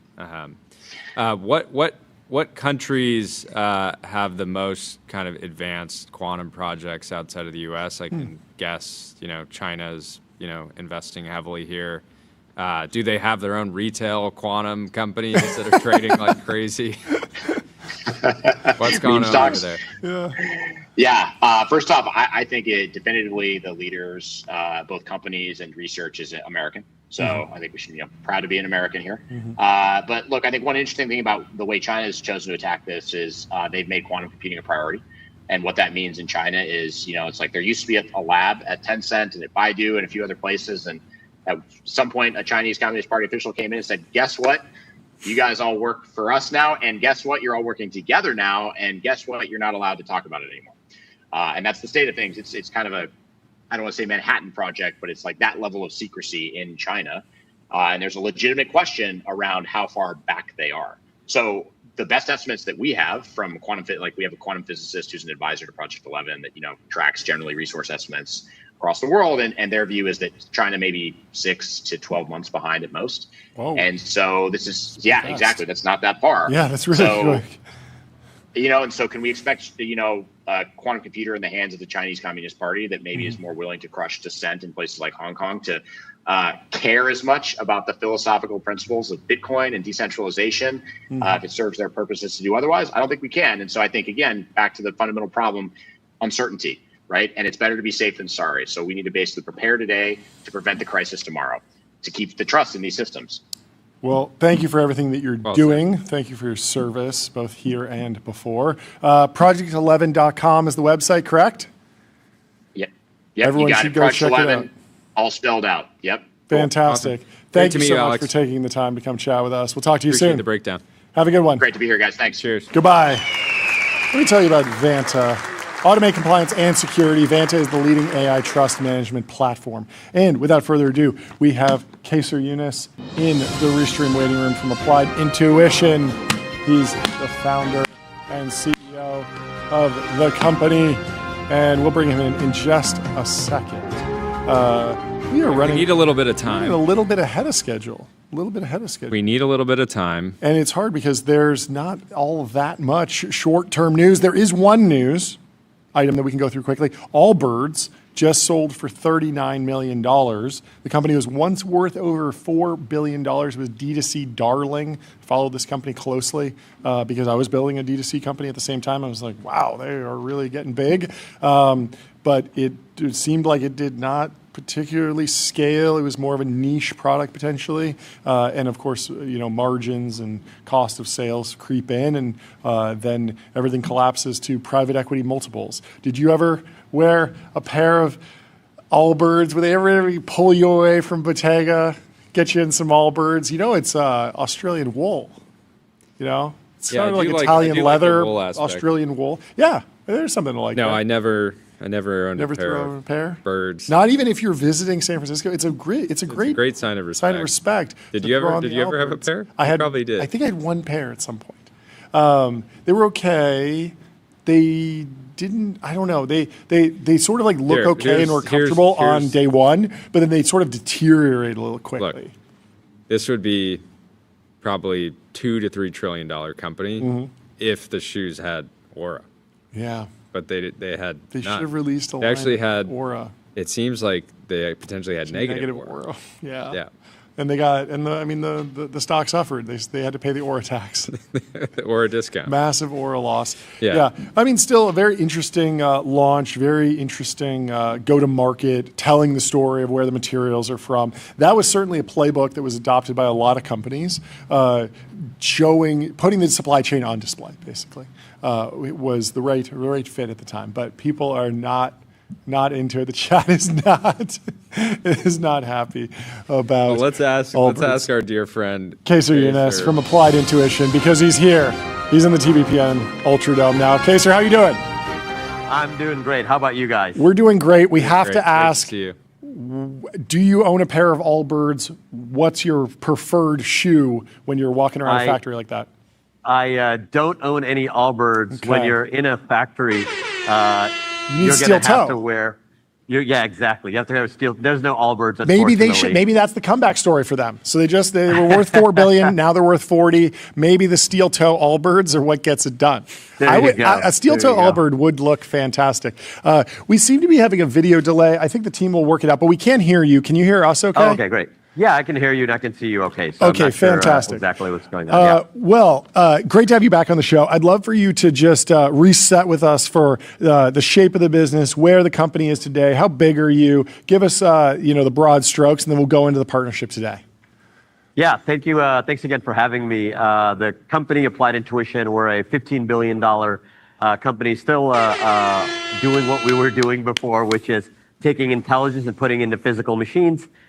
Today, we have our first ever physical AI day, where we're bringing lots of investors together, bringing industry analysts, bringing everybody who's kind of relevant in the field to talk about all the things that are happening in physical AI. We're pretty strong believers that the future the next kind of big thing is AI going out of screens and going into the real world. Yeah, I couldn't agree more. Talk about the most recent partnership, LG. Yeah, LG Innotek. We just announced this a couple of days ago. I don't know how many of your viewers know, but LG provides. You're putting AI in TVs. That's what you're doing. Yeah, the AI is going in the TV, no, we're not. And I'm going to be able to ask questions. Smartest, thinnest, Yeah. biggest. No, that is not what we're doing. Much more serious. What's happening in the self-driving space is there is now the models are basically working and they're figuring out. So really, there's an aggressive downward pricing pressure of how to make self-driving cheaper. The research kind of question is done, and now it's just an engineering question. And that's just another way of saying it's a cost question. So companies like LG, who are doing sensors at really, really large scales and really, really cheaply, they're entering the space as well. We're working together with them on self-driving. Yeah. So take me through when people think self-driving, they always think Waymo, Tesla, but the market map of like products that need autonomy that would be defined as vehicles. Give me some examples. I mean, you're standing in front of something. I know that it's very broad. What's in this partnership, and then what else are you focused on? What's adjacent, and what's on the roadmap? Yeah. So I think what's different about us versus, let's say, vertical players like a Waymo or a Tesla is we provide this AI across all types of machines. So you see ag machines behind me. If you guys were here for Physical AI Day, we take the same models and we put them in defense. We put them in commercial trucks. We're running driverless trucks in Japan right now that are going into commercial operations the next quarter. We are running in mines, both all the way from Arizona to Australia. Yeah. So our hypothesis basically is these technologies, whether it's self-driving or the underlying operating system, they're so expensive and they're so complex to build and maintain. The only way that you really make this a viable business is that you actually spread this across lots of manufacturers and lots of industries and lots of use cases. I mean, our kind of crazy claim to fame is, our company's almost 10 years old, and we've preserved basically all the capital we've ever raised. Which is kind of, it almost sounds like BS, right? Yeah, it's crazy. Because the whole mantra is, raise a lot of capital and deploy. And we're a real AI company. We have real AI bills, and we figured a commercial model which is allowed to scale. We have over 1,000 engineers, and so we're one of the, if not the biggest, physical AI companies on the planet. That's obviously also commercially viable. But it all goes back to that simple thing: is like you want to distribute all this cost across lots and lots of companies, lots and lots of verticals. Yeah. What about shared learnings? Like, is a team that's working on mining, are they able to find a breakthrough or discover something you can apply to trucking in Japan? Like, is there a lot of... Absolutely. That is the heart of the company. And so there's all what you described as like shared learning kind of broadly, but there's also technical advantages. What we've seen is taking data, which is just obviously also not obvious, but taking really, really diverse data from a mine actually makes our self-driving car system better. And taking data that we have from our self-driving car in Germany, makes our defense work better. And so it really is core to our strategy. Yeah, I've heard so many stories about that where like there will be like exactly one instance of a chicken being chased by a woman on a tricycle in the training set. And so it's very hard for the machine learning system to actually understand that if you see that exact scenario, you got to slow down. But that's the nature of big data and machine learning and these scaled systems. And it's not, it sounds crazy, but it's not that crazy to imagine some weird scenario that you see in a mine actually teaching you something that you could use just on a normal street.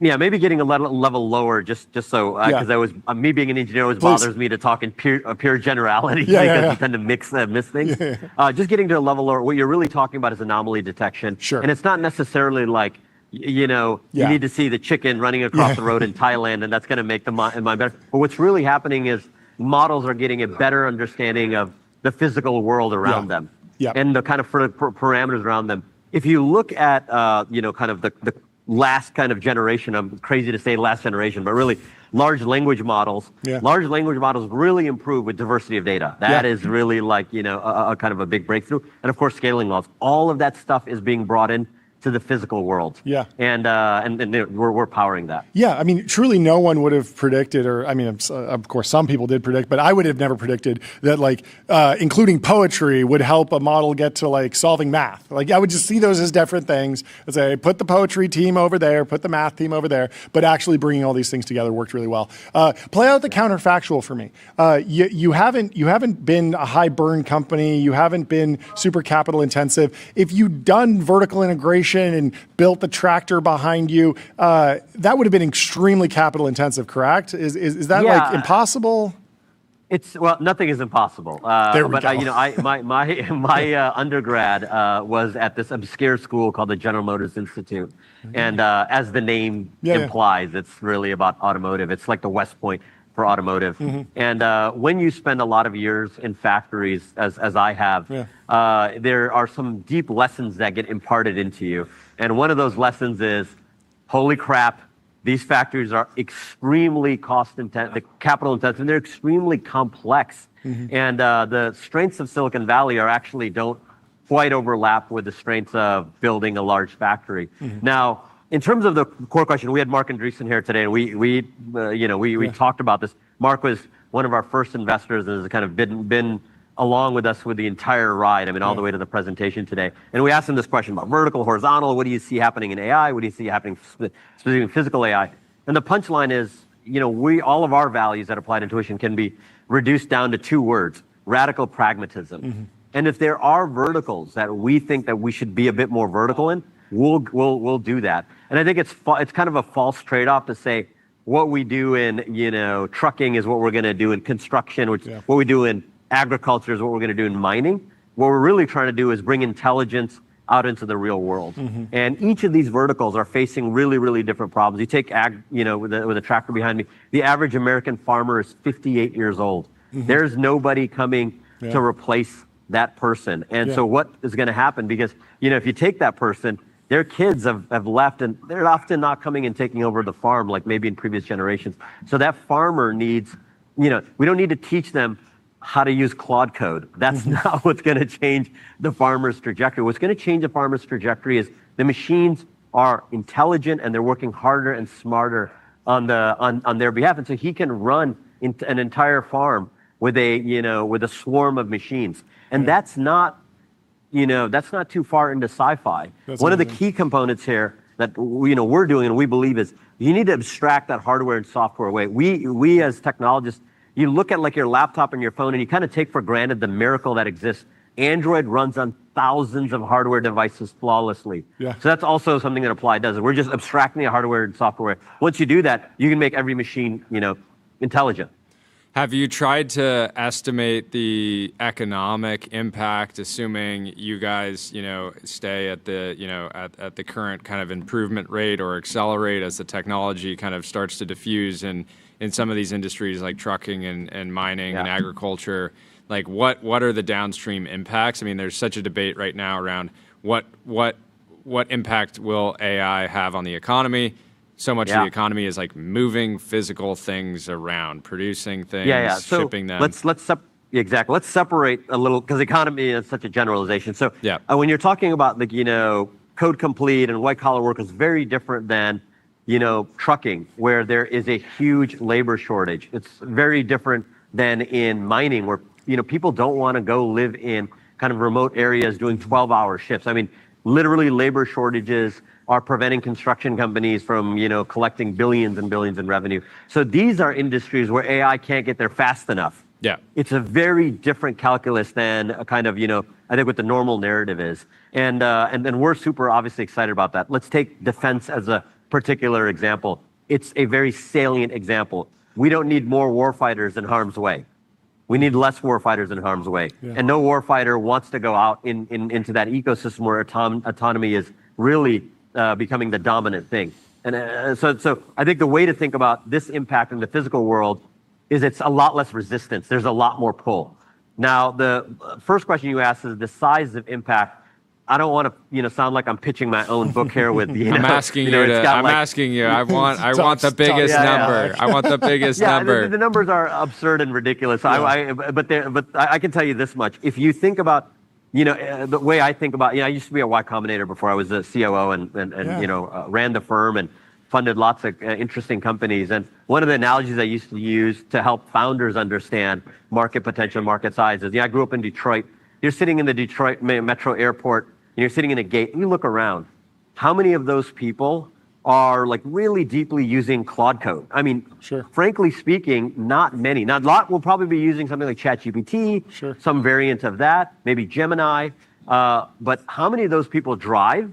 How many of those people work at construction sites? How many of those people ride in buses? How many of those people serve in our armed forces? The point is, a much, much larger group. And I feel a little, again, the engineer in me feels a little awkward saying these kind of, pitching these things, but I think the market for physical AI is way, way bigger, purely because the surface area is much bigger, and it's compounded by the way technology diffuses with phones and laptops creates this like rabid, competition that you see in, that you're seeing in all these kind of subspaces, right? Yeah. In physical AI, you got to kind of know what's going on in the car business. And I'm not saying, I'm not, gatekeeping and saying, you got to go to the General Motors Institute to build technology for the car business, but you bet your bottom dollar it helps. Yeah. And we're doing that across a bunch of industry. I think it's, I'm as confident about the company as ever before. The question, we always get asked this question, why the hell did you raise all this money, almost $1 billion, you're just going to keep plowing it away in the bank account? We're doing it for a simple reason, because we can, if we need to, we can invest very aggressively to take opportunities that we think we can accelerate, beyond just traditional organic growth. And so far that's worked. It's not to, promise the future that we won't. But those are kind of debates we have every single day. Yeah, that makes a ton of sense.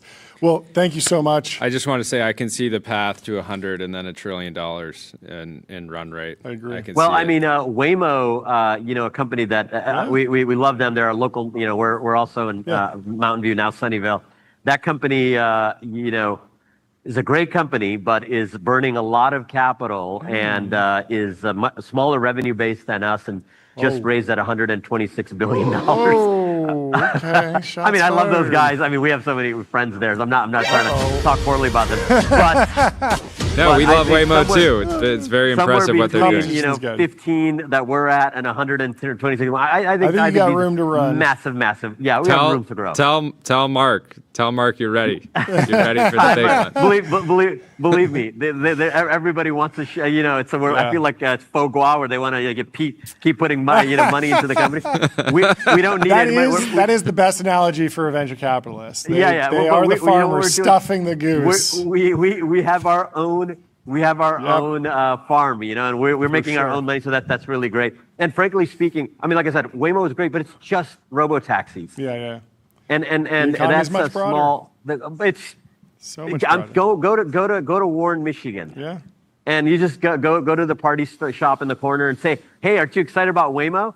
I don't think, it's not hit the masses yet, which just shows obviously Waymo's growth potential, but also shows, I think, how big physical AI is going to be. Yeah. Well, thank you so much for taking the time to come chat with us. Thanks for having me again. Rest of your day. Fantastic. And we'll talk to you soon. Guys. Thanks. Yeah. Goodbye. Here, see you. Let me tell you all about public.com, investing for those that take it seriously. We got stocks, options, bonds, crypto, treasuries, and more with great customer service. And we're talking to them later today. But first, we have Sebastian Malabai. He is the author of The Infinity Machine. Sebastian, how are you doing? I'm doing great. Thank you. Thank you so much for so great to have you. This has been you've been on John's radar for a long time, dream guest list for a long time. We met maybe 4 years ago at a talk you gave around the power law, and it was very fascinating. I love that book. This book goes in a different direction. And after that conversation, I asked you probably the worst question you could ask to an author. I asked you, what's your next book going to be about? Because you had selected venture capital. Venture capital had done very well. And I presumed that whatever you would pick would be a great investment category because you seem to be a good picker. You told me that you were thinking about biotechnology, biotech investing. You went a different direction with AI. Is there anything I should read into that? Well, I always kick the tires on a few ideas before I settle on one. And I think it took me from the power law coming out in February of 2022 to somewhere around the summer, maybe August, when I really settled on AI. And then it took me another, 3 months to get the courage up to go and pitch Demis Hassabis on the idea of giving me a ton of access so I could write this book. And then I got lucky because I pitched him, and 1 week later, guess what? ChatGPT came out. So what I thought was maybe a fringe subject went mainstream super fast. Super fast. What was the response with the team? What was the process? Obviously, he's extremely busy. He also sleeps at very random times. We can get into that. But what was your actual interaction? How much time did you spend? What was the research process like? So once he agreed to be in, he was really in. It took about 6 meetings, 2 with him, 4 with his team, to get them to agree. And, my pitch was, hey, if you say in every speech you give that artificial intelligence is the greatest invention in history, that means you're way too important not to have a book about you, and it's going to happen. So you better get used to it. Yeah. And also, if you're going to upend our lives, change the way we think about ourselves as humans because it's a rival form of machine intelligence, you better explain your motives to people. Otherwise, they're not going to accept it. So that was the pitch. He agreed. Yeah. And then once he agreed, we would meet like for 2 hours at a time. We would go to a pub near his home in North London, and there was a kind of secret staircase at the back, go upstairs, kind of dusty little room with nobody else there, and we would sit there for 2 hours usually. Wow. And he would just riff, talk about philosophy, movies, computer science, neuroscience. I mean, he's such a range of a person. By far the most fascinating person I've ever written about. Wow, that's high praise. How do you think about balancing the biographical timeline, the history, the financial impacts, which you've covered in the past? When I think about the stories that you've told in the Power Law about venture capitalists, there's a little bit of their philosophy, but it's a lot of how the deals came together, fly on the wall. I love that type of storytelling, but this goes a little bit of a different direction. So how did you think about balancing all the different perspectives that you could bring to his story? Yeah, I mean, I always want to do the personality, the figure, but then the landscape behind as well. So it's always a mixture of, you need a character who drives the story, but the story is boring if it doesn't mean anything. Yeah. So you have to link it to larger stuff that's going on in capitalism and how society is going to change and all that. Mm-hmm.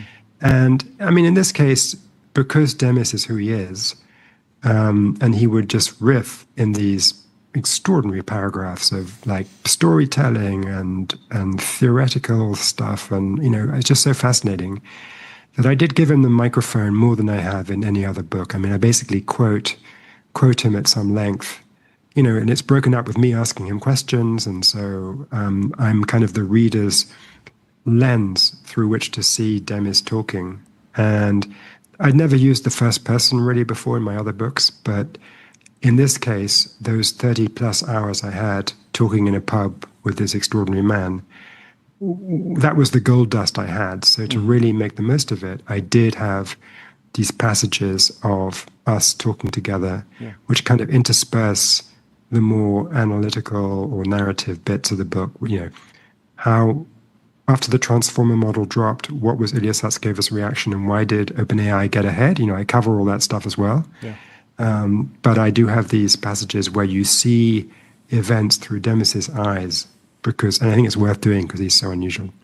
What was your understanding of AI or view on AI in 2022 before you meet Demis for the first time? Are you aware of the doom arguments? Were you a believer in the technology? Did you think it was 20 years away, 100 years away, 2 years away? Like, where were you before this book? Because I feel like it probably changed you.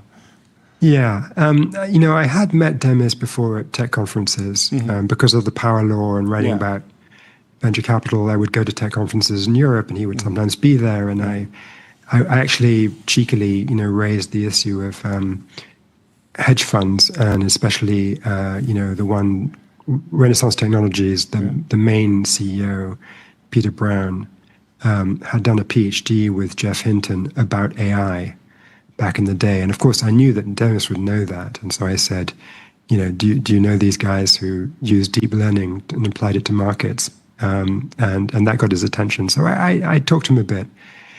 So I knew that he was amazing. I knew that the technology was ripe in the sense that he'd produced this string of breakthroughs, AlphaGo, defeating the human Go champion, then AlphaZero, which was even stronger. Then there was AlphaFold, which won him the Nobel Prize for predicting all the shapes of protein in nature. So there was a series of good models. And what they all had in common was they dealt with insane amounts of data, crazy combinatorial spaces. Like in Go, there's 361 first moves you can make. Okay, that's way more than chess. Yeah. And so unscrambling Go and the strategies in Go was much harder than chess. And I knew that these breakthroughs were not just cool in themselves, but they represented the coming of a time when machines could make sense of an almost infinite amount of data and extract meaning. And hence the term The Infinity Machine, the title of the book. And hence my enthusiasm for writing about it. And, so I knew it was breaking out. I knew Demis was amazing. What I didn't know is it was going to break out literally the week after I met him and pitched him on the idea. What has surprised you about how the industry overall has evolved since you started meeting with Demis? Because in some ways, I have to imagine you kind of maybe it hasn't been that surprising at all, even though a lot of the growth is impressive. But do you feel like you had a view into the future from those first conversations in the pub? Yeah, I mean, I think, I was lucky that the meetings were bookended by, going to see Demis sort of maybe the third meeting or something. ChatGPT by this point had gone viral, and him saying to me, okay, this is war. And you could see his competitive side come out, right? This is war. These guys, he said, have parked the tanks in my front yard. I'm fighting back. So you could see that. And then after that comes the merger between Google Brain in Mountain View and the DeepMind team in London. So the two kind of halves of Google's AI talent base are united. And then I think you get what, a business school professor is in the future going to write about is kind of like a textbook case in how you make a merger successful. Because everyone knows that mergers are hard. And when you do it with 8 time zones between the two teams, one in London, one in California, and you're doing in the middle of this knockdown, drag out, capitalist fight over building LLMs, this is going to be, most people said this is going to fail. And I would come to Silicon Valley while I was doing the book, checking with my friends at, different venture capital shops. And they'd always say, game over, OpenAI has won. And, the surprise is that within 2.5 years, Demis Hassabis's, Google DeepMind model, Gemini, was doing better on the rankings than the OpenAI model. So that was an incredibly fast comeback. Yeah. How do you think about the importance of being like a business person or a deal guy in AI? It feels like Demis has this quote, he doesn't want to grow that part of his brain, referring to some legal negotiations that took a number of years. Solomon. Oh, was that Mustafa? No, actually, that was Demis saying, yeah. I don't want part of this part of my brain to grow. Right? And so take away these legal briefs. I completely get that, and it seems incredible for him to stay in the research mode, build the research organization, and yet because of scaling laws, we're in this weird regime, in this paradigm where sometimes doing a deal to marshal an extra 10 billion of compute actually does unlock a new capability and is almost in the research track. And I'm wondering how you perceive the relative importance or Demis's perception of the relative importance of these sort of like business dealings that might be more critical path to AGI than the Demis of 2021 might think.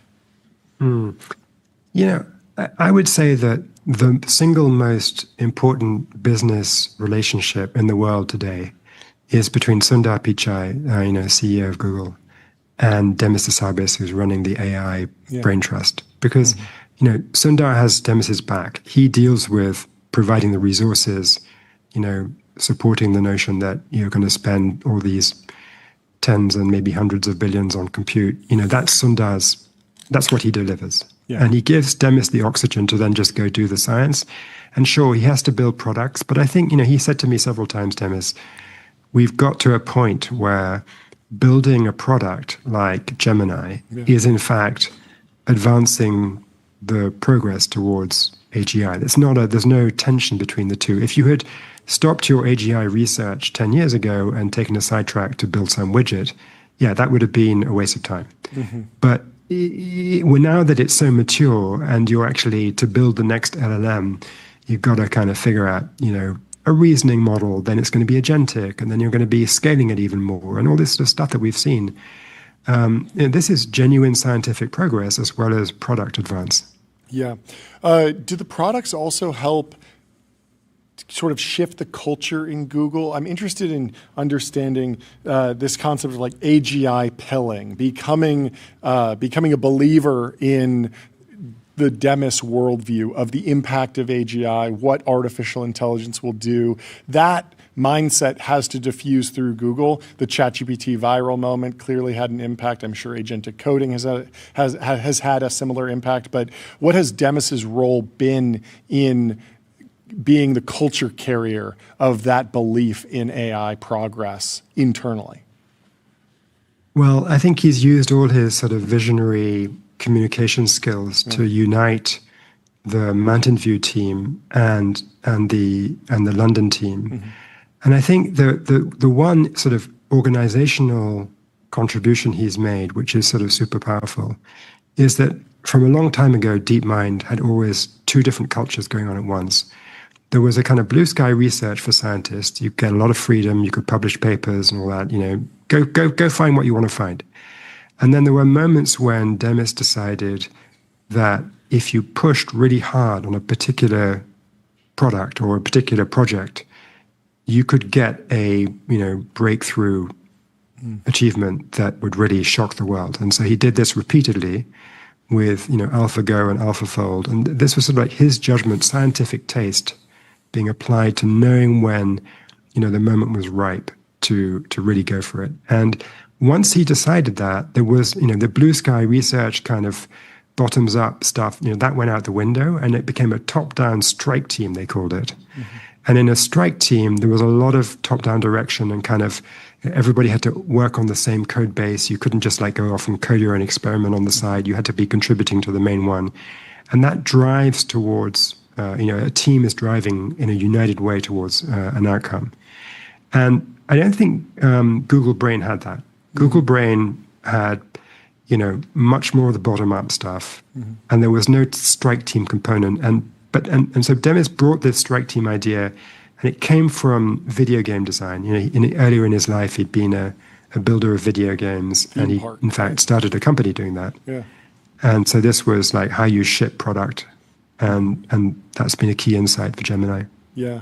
Google and Gemini have every advantage just due to the massive cash flows that they have from their other businesses. How do you think that has impacted the culture of DeepMind, given that they have something very real to lose, right? It's not just about the, maybe Demis's personal desire to be at the forefront of this research, but if you're not successful, then you lose one of the greatest business. You have the potential to lose or have your kind of core business threatened. Yeah, Google search in such a big way. Yeah.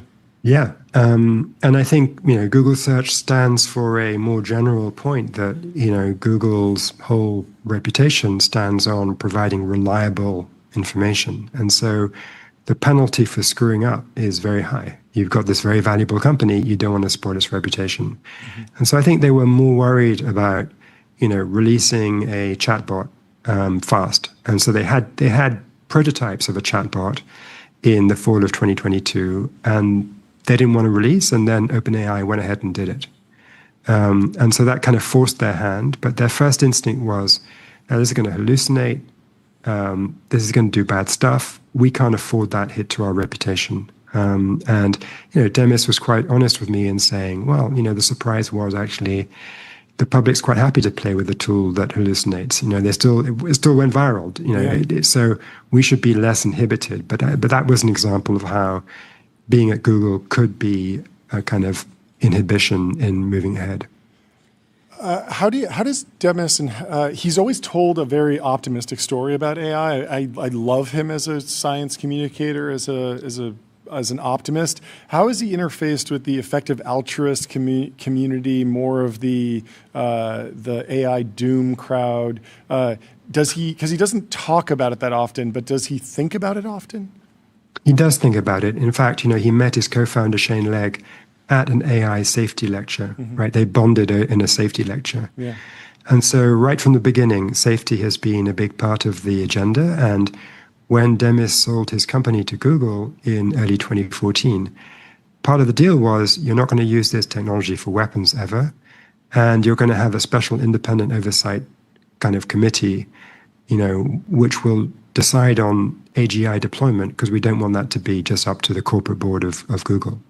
Now, he's slipped on some of these things, particularly the military stuff, but he has been thinking about safety, and the question is, what has he got to show for it? It's all very well to think about something, but what can you deliver? And I think this is why towards the end of my book, he's talking to me quite honestly about how it's a sort of paradoxical moment. He's doing great as an AI inventor. He's doing terribly badly as a sort of AI steward, as making it safe. It's just, it turns out that there's a race dynamic. The race dynamic includes China. Yeah. How do you control this technology when everybody is racing to jam it out the door? Yeah, it was interesting. Last week we were talking about how Bernie Sanders has come out with a push to pause data center development, and he quotes Demis and some other lab leads talking about how they would agree to a pause if other countries were kind of in agreement on it. And Bernie obviously left out the fact that I don't think any lab lead could see China pausing on development. So.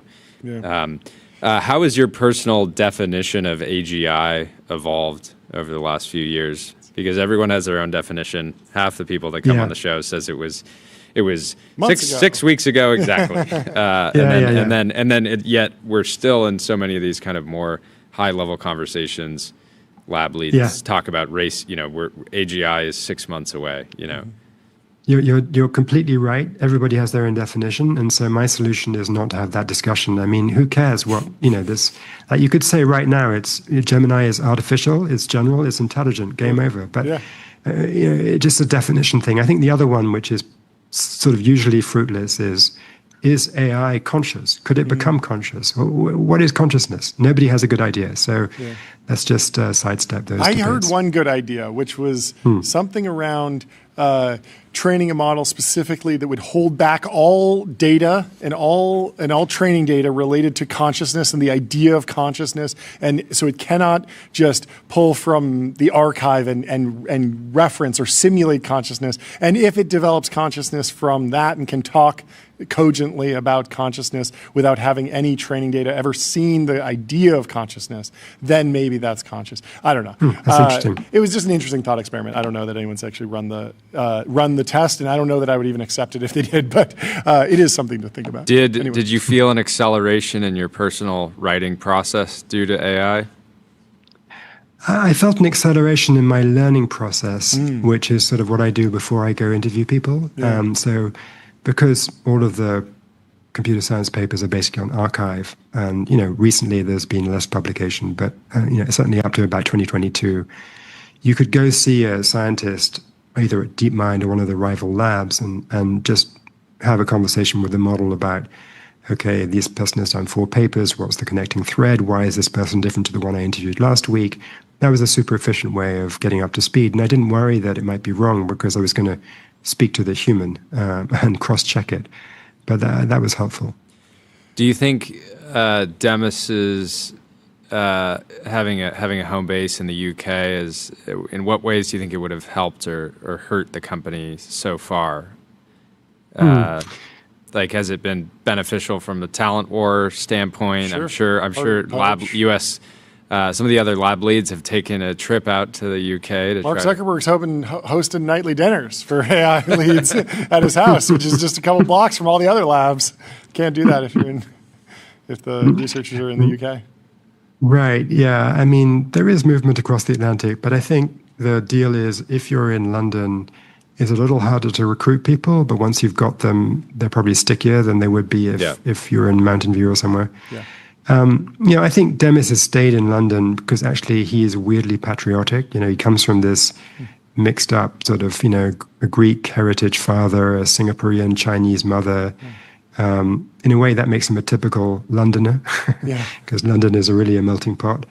But he stays there because he feels he believes in sort of British social democratic values. It's maybe ironic to an American audience, but actually he thinks it's more egalitarian in Britain than it is in the US. The US, if you go to the DeepMind office in London, you go past the sort of public spaces like this kind of fountain with toddlers playing in it, and there's a kind of free movies in the summer by the canal, and then you get to this green space where the kids from the local housing project are playing soccer.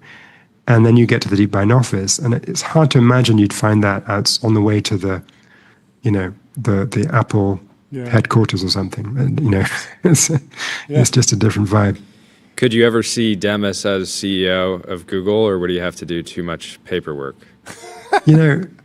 This gets to the heart of the dichotomy about Demis. It's so difficult because he's so many different things at once. I mean, he is this Nobel Prize-winning scientist who would love to just do pure research, and he often would sort of fantasize to me about, hey, I want to retire to the Princeton Institute of Advanced Studies and do what Einstein and Oppenheimer did before me and go there. And that, I think he really means it when he says that. Yeah. At the same time, he also wants to be in command of, an AI lab, and he likes the capitalist competition. Mm-hmm. So if he had the opportunity to be chief executive of the whole of Google, I suspect he's too competitive to say no. But who knows? I mean, there is that science side. So it's genuinely unpredictable. He probably doesn't know himself. Were you left personally optimistic after this process about just our AI future broadly, net positive impact from AI? I mean, clearly there's a lot of upside, especially in medicine and pharmaceutical discovery. I think you have to be honest and say there's also downside, significant downside. And as I continued to do the research for this project, I became more worried about the downside because, people like Geoffrey Hinton, I went up and spent 2 hours in his kitchen in Toronto and sat there debating not necessarily whether machines would be more intelligent than humans, obviously that they will be, but whether machines have a motivation to harm humans. And he's very persuasive in arguing that they will. I mean, my point was, look, humans evolved over centuries to survive, to pass on their DNA. We're hardwired to survive. That's why we fight each other. Machines aren't like that. So why would they attack us? Why are you so worried, Jeff? And Jeff is like, well, imagine you've got this super powerful AI and it's going to be attacked by the enemy AI and you have to defend it. So you tell the AI, if you see a cyber attack coming, you've got to fight back, you've got to defend yourself. And now all of a sudden you've given your AI a survival instinct. Yeah. And so don't tell me that evolution has to happen as it happened to humans. The evolution can happen in a machine way. Mm-hmm. But these systems are going to want to survive, and they're going to be more intelligent than us. Mm-hmm. So we're in trouble. And I think you can't dismiss that. So I'm kind of both worried and excited at the same time. And I think that's how humans generally respond to all technology. And if we didn't take that trade and move forward with both the excitement and the scariness of technology, if we didn't take that, we'd be still living in caves. Yeah. So in some sense, the story of Demis is like, the story of all of us, but magnified 10x. There's a documentary that was just released or might be releasing right now that features an interview with Demis, the AI doc. And it spends more time talking to all the different lab leads and voices in the industry, more focused on the doom question. Can we be apocalyptic? Should we be optimistic? But what I found most interesting was that the creator of the documentary summed up his full takeaway and said that AI is a Ponzi scheme. And I'm wondering if you got any vibes that everything will collapse, that this is just not financially viable. No, my view is that there's no AI bubble, but there's only just an open AI bubble. In the sense that the technology clearly is getting better and better pretty fast, right? We had the first chatbot in 2022, and it hallucinated. Then they killed the hallucination. Then they had longer context windows. Then they had, multimodal systems that could handle video and pictures. And then they went to reasoning models. And now we're getting agentic models. And now next there's going to be, world models that will be built into these things. This is a lot of progress in just 3.5 years. So I think it's accelerating in progress, and therefore it's not a bubble. Mm-hmm. But what is true is that it's super expensive to develop, and if you're not attached to a really deep pocket, like Demis is attached to Sundar, you're in trouble because I don't think OpenAI can raise enough money to bridge from today, when they have a very popular chatbot, but almost none of those customers pay for it, to some future where the product is stickier somehow and they can charge money. And so I think OpenAI has been running 2 simultaneous experiments. One is with a new frontier technology, and the second is how deep are global capital markets. And they already raised 41 billion last year, which was a record for any private fundraising. Bigger than any IPO, by the way, as well. And so, kudos to Sam Altman for raising that much money. But can you pull that trick on a bigger scale every year until 2030, when they hope to break even? No. And that's why they're cutting products like Sora. Except for right now. Because they just raised the 120. But if you look at the 100, it's kind of smoke and mirrors. That's a lot of that is contingent on you get this money if you go public. You get this money in the future. You get this money in kind in terms of compute or something. The 100 wasn't really 100. Isn't there a little bit of a dynamic where you could wind up with like an anti-Google alliance? Maybe there's tension between the industry and Google. This is like the foundational myth of the AI industry and the AI labs broadly, although they of course have fractured many, many times at this point. Yeah, I mean, of course there's always rivalries. One might say people will gang up on NVIDIA. That's the occupational hazard of being the leader, right? Yeah. I think they'll deal with it. I mean, I don't think it's a winner-takes-all market, by the way. I think that, there'll be space for others. Yeah, that makes sense. Last question from my side, then we'll let you go. Did you have any takeaways or kind of ideas around the diffusion of physical AI and robotics? Did anything stand out? Do you have a strong opinion there? Right now, it feels like we've entered this sort of software singularity. But we just had Kaser from Applied Intuition on, and we were talking with him about how autonomy and AI is diffusing through the physical world. But I'm curious if you had any takeaways. Yeah, I mean, look, I think that, one thing sometimes people don't quite understand is that large language models and the transformer architecture that underpins them is super consequential for lots of applications, not just chatbots. And so robotics is being improved by this technology. And, I fully expect to see a huge breakthrough, over the next 2 or 3 years with the capability of robotics. And so I think that's going to be the big story. I kind of agree with the guy from KSR you had before, that, the movement of atoms is going to be affected as much as anything else. So that's part of why I don't think this is a bubble. I think, the potential in, this super powerful AI is enormous. Yeah. Well, thank you so much for coming and joining the show. It was a pleasure talking to you. The book is The Infinity Machine. It's available everywhere books are sold. Thank you so much. Fantastic and we will talk to cover you soon. Too. Yeah, beautiful cover. Yeah, thank you for having me. We'll talk to you soon. Have a great rest of your week. All right. Goodbye. Take care, guys. Bye. Let me tell you about Fin.ai, the #1 AI agent for customer service. If you want AI to handle your customer support, go to Fin.ai. And we will kick off the Lambda Lightning round. Let's see. Oh, look at this. We got everything. This is amazing. Let's bring in Forrest. Forrest from Somos. Welcome to the stream. How are you doing? Hello, guys. How are you doing? We're doing Greetings fantastic. from Medellin. First time on the show. Please introduce yourself. What a setup here. This is a great setup. What a setup. This looks fantastic. I come well armed with a bunch of nerdy stuff from the team, all the things we're building. No, cool. Hey guys, I'm Forrest. Amazing. Yeah, break it Amazing. down. Kick it off. Let's see, where do I start?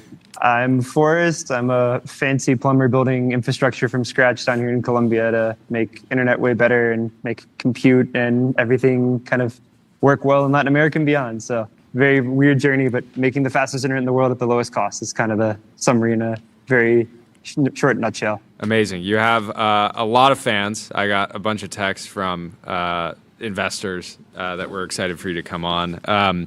What were you doing before we get into Somos? What were you doing before this? Dude, I came to Medellin when I was like 18 years old, basically just dropped out of high school and started building stuff and ostensibly came to visit a friend for a couple of weeks, and that was 8 years ago, and here I am. So I made websites. I kind of took a very non-traditional path, and it's led me to doing a bunch of weird stuff here. That's actually a non-traditional path. Normally when somebody comes on and says they had a non-traditional path, it's like, Stanford to a Meta internship, a Google internship, a VC internship. But very, very cool. What, break down, Somos, you're raising a Series B today. How long have you been at it? What initially, I can kind of guess what the initial inspiration might have been. You're building digital products, it sounds like, and we're probably frustrated with internet speeds, but what's the backstory? No, I came to Colombia in 2018. I got roped into helping people build this blockchain incentivized blah, blah, blah back when everything was going to be blockchain in urban slums here in Medellin. And as those blockchain projects happened, everyone got bored really quickly. So they just left me with all the equipment. And I just kind of became fascinated by how do you build connectivity in slums, and didn't speak any Spanish, didn't know anything about telecom, and just started tinkering. And first couple of years were me literally living in a slum here in Medellin, building internet, stringing stuff up in the middle of the street, and kind of bit by bit, I just became fascinated by the concept of internet is the most basic thing for the modern world, and we just sort of assume that it's been solved, and really we haven't done engineering in the last 30 years. It's the same underlying architecture that John Malone was building in Cable Cowboy days. Yeah. Wow. Yeah, every time I go travel to another country, I always look up who the biggest industrialists are and who the richest people in the world are. It's always the people that built the railroads, the mines, the telecom infrastructure, the Wi-Fi, the internet, the power lines. It's always the stuff that once you install it, it provides value. Yeah, it sounds like you're doing a lot. What is in your strike zone of things that you want Somos to take on versus where do you work with external partners? What is the kind of core path? This is kind of the insanity of Somos. So we literally do everything from we interface with the submarine cables. We built a nationwide backbone crisscrossing the country. We crazy. Make the Wi-Fi router. So the things that go inside of the thing here is all PCBs. Oh, that's a Wi-Fi router. I thought that was just a pretty lamp. So this is literally the router that goes in customers' homes. So instead of being some ugly blinky box, it's a beautiful lamp. That's and super you're the lamp. You're wait, does it have to be an ugly box? Or no one thought of this? Dude, this is incredible. The internet is literally the most incredible machine humanity's ever built. And we're just relegated it to being this ugly piece of infrastructure. And kind of our idea is what if it was dope? That's amazing. So yeah, how do you how does the coverage map spread out? Everyone's familiar with those AT&T and Verizon coverage charts of the map of America. Do you have to go city by city, block by block? Are there ways that you can how do you actually scale out to reach an entire coverage area? So I literally have 1,000+ employees cabling the streets. We have linemen and installers, and they're all work directly for Somos. And this is kind of the insanity of what we're doing. And it's been a bit of a slow flywheel to get ramping, but then at the end of the day, you're building this actual moat, because it turns out it's really hard to build new infrastructure from scratch. So we literally are cabling the entire city from scratch with a new type of fiber to connect people to faster, cheaper internet. Yeah, in what ways do you think it's easier to do in a place like Colombia than the United States and vice versa? Yeah, I think this is one of the interesting things is like the US is kind of looks archaic in comparison to some of the stuff we're building here. So like my base plan for a customer is like $12 a month and is a gig, and we're giving people 10 gig connections and soon 100 gig connections in their home. So the kind of weird thing that has happened in the US is we sort of believe Comcast is sacred, so we don't let people go build new infrastructure. And we're almost, there's a world where it's like 10 years from now, we're like, shit, the US has like third world internet infrastructure, and what we thought of as the third world has infrastructure that lets us do all these crazy things that AI is enabling that you couldn't do before. So I think there's this inversion happening kind of in the same way as there were no landlines in Africa. We're kind of leapfrogging all the crappy old cable and just building internet as it was intended back in the ARPA days. That's amazing. How do you get people to move to Colombia to work on this? What's your pitch? Not saying anything wrong with Colombia. It's just it's a long way away. It's a long flight. The time zone's not too bad, but it's 75-degree weather year round. We have awesome engineering. It's like San Francisco without the fog, and we get to just build whatever the hell you want. It's kind of like cowboy western technology, gulch in the middle of the jungle. That's amazing. Last question for me. I'm sure you got asked this in all the VC pitches. How is Starlink rolling out? How is satellite internet fit into this? Is that a competitor? Is that a complement? A lot of people in America sort of have both, but how does that fit into the picture? I think the big takeaway here is I would sell your Comcast or Telefonica or Telemex stock, because I think what's happening is Starlink is attacking lower density areas, moving stuff, mobile. Somos is basically building, think of Starlink for cities. So we're building a pure play, just the best internet for dense urban environments. And I think there's like a density threshold where below that, Starlink will win. Above that, a thing like Somos will win, but the traditional telecoms are kind of screwed. If I'm on the third floor of a 15-story building in the heart of the city, like you're going to win on reliability, connectivity, speed, cost, all of that, right? Just base physics will be cheaper and way better and more reliable. Like even Elon will say this. He's like, Starlink isn't really for cities; it's for everywhere outside of that, right? Okay, so like basically unaffected by everything there because of physics. Always good news. Mutual friend Zach told me I should ask about how kind of AI is impacting bandwidth needs and how that factors into the opportunity for you guys. Yeah, I think we're going to look back and say like, damn, the infrastructure we have currently is far underbuilt for the future of applications with AI. And one of the things that we are thinking a lot about in Somos is, what if you extend the data center to everyone's end home, all the crazy applications that you can build on top of that, not only just speed, but reliability, redundancy, low latency. I think there's a world where compute lives in data centers and we're streaming your OS. Think of like super Chromebooks to everybody. And that's a world where you make compute way cheaper and way better in a way that historically wouldn't really be doable in traditional telecoms. And I think this is back to like, there's a world where LATAM has orders of magnitude better compute than parts of the US just simply because we rebuilt the telecom infrastructure from scratch. Wow. What other markets are on the roadmap? Yeah, well, we're heading to Mexico in the very near future. And I don't know, there's some interesting neighbors of Colombia that are becoming open again that might be a new place to expand to from Colombia. So I think Somos Caracas might be a thing in the future. Before we hit the gong, another mutual friend, Aaron, asked me to ask you about the high frontier. What's up with that? Yeah, I mean, I'm obsessed with this vision of the future as it used to be. And I think one of the things that's is stoked for me right now is like, it feels like we're building awesome things like new ship factories and new infrastructure in the world that are like building a future as it used to be. Like we used to think the future was going to be awesome, and we kind of got okay with a very boring, muddling kind of version of it. And it feels like we're now turning this wave of like, let's go build orbital space stations and the Lagrange points. Let's build fleets of autonomous vehicles. Let's build all these amazing things from scratch. So it's like build infrastructure, rebuild the world, make awesome things happen again. It's fantastic. How much did you raise? We just raised 40 million in this round. There we go. Who came in? So Ribbit led this. We had Bracket Capital and then USV, Kazakh, and Y Combinator all kind of doubled down from the past. So I love it. What a great YC story too. Fascinating company, fascinating industry. Just I love it. Did you pop up to the West Coast for the raise, or did you make everybody visit you? Ooh.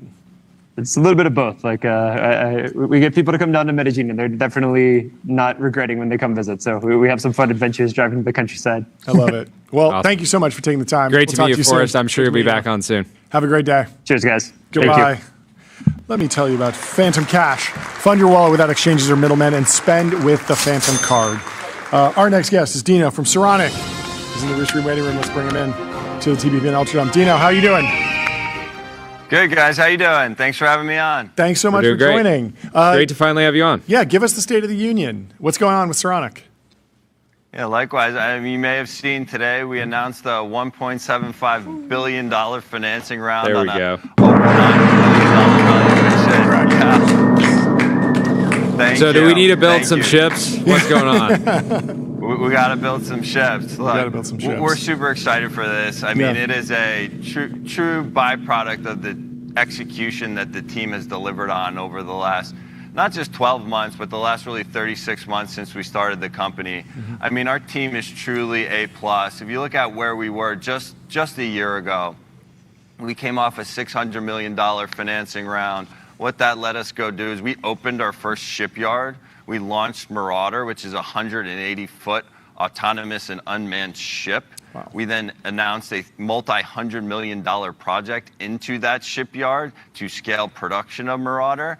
And then Corsair, which you see behind me right here, our small USV platforms, we've already taken production of those well into the thousands. Yeah. So now as Wow. we look forward, what we're going to do over the next 12, 24, 36 months with this capital raise is we're going to accelerate that. We're going to accelerate the production, accelerate the deliveries of our vessels to the U.S. and our allies around the world. We're going to launch new products. We're going to build new ships. And then we're going to go and build new shipyards. Yeah. Right? We're going to invest in the shipbuilding industrial base in this country to the tune of billions of dollars. We're going to create thousands of jobs. And ultimately, we're going to unlock production rates that we haven't seen in this country since World War II. And we're going to do it in a very technology-first, software-first approach. You mentioned USV. Is that unmanned surface vehicle?